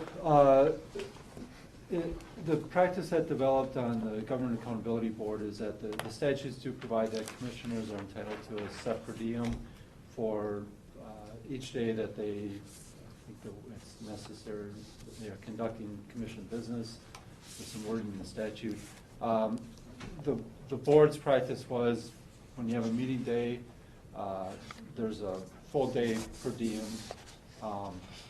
But when the materials got to be voluminous, the board started a practice of saying, well, for some meetings, it might take us a half day to get through the materials. And so they started to vote on, should there be an additional half day or 1 day per diem expended for that work, which was not meeting work, but it was commission work. And again, it's up to the commission entirely. It doesn't have to be a set rule for every meeting. But that's why the board eventually went to specifically at each meeting having a vote on what the per diem should be. Rather than, I think initially it was just simply a per diem for the meeting date, and there wasn't a vote on it, so. I would move a 1 day per diem. I need a second. Second, sure. Any discussion? All in favor? Aye. Any opposed? I thought that was definitely reasonable, even though we got a bunch of stuff to read before. It wasn't like the I didn't say a other- bunch, I didn't say we should get It more. wasn't like the one time we. I said it was reasonable. Yeah. I hear 1 1/4. All right. That takes us to the end of the public agenda. Unless anybody has any other comments for the public, otherwise I'll entertain a motion to go into closed session. So, Second. So All in favor? wait, do we have? Can I just, Oh. and again, Nate can chime in if he wants, but we just want to be careful about making sure that we go into closed session properly under the open meetings law. So Thank you. generally, what we would like to have is a motion at least referring to the reasons you see on the bottom. Those are the statutory justifications that allow us to go into closed session. And you can simply refer to them without reading them, but we want to make sure it's reflected in the minutes so that the so public we'll- has some sense. I'll entertain I will a move. friendly amendment to our motion. Move to go into closed session for the reasons set forth under L of our agenda. Is that sufficient, or do we need the Is that good enough, or you- section you want- 19.85? 1G and 1E. Is that better? Right, yeah, and I guess for the public, maybe just to know, it is to confer with legal counsel concerning litigation and to deliberate regarding public business. All right, we'll try it for the third time. Okay. I would move that we go into closed sessions for the purposes of conferring with our legal counsel regarding litigation strategy and for deliberating or negotiating and investing public funds, et cetera, requiring a closed session. All in favor? Aye. Roll call. Yeah, you do need a roll call. If it's unanimous, then I don't think we need a roll call. Sure? Let's do a roll call. Yeah, Yeah, so Okay. should have roll That's call. what he was. Mr. King? Aye. Ms. Jacobs? Aye. Mr. Millis? Aye. I'm sorry here. Julie? Ms. Jill? Aye. And Ms. Clancy? Aye. And Mr. Thompson, aye. So then what we'll do is, we'll need to clear the room, Wisconsin and I will take things down, and I guess the question would be. Lunch is here. Right. We can eat off camera. So we can start to eat while you take down the camera, right? Sure.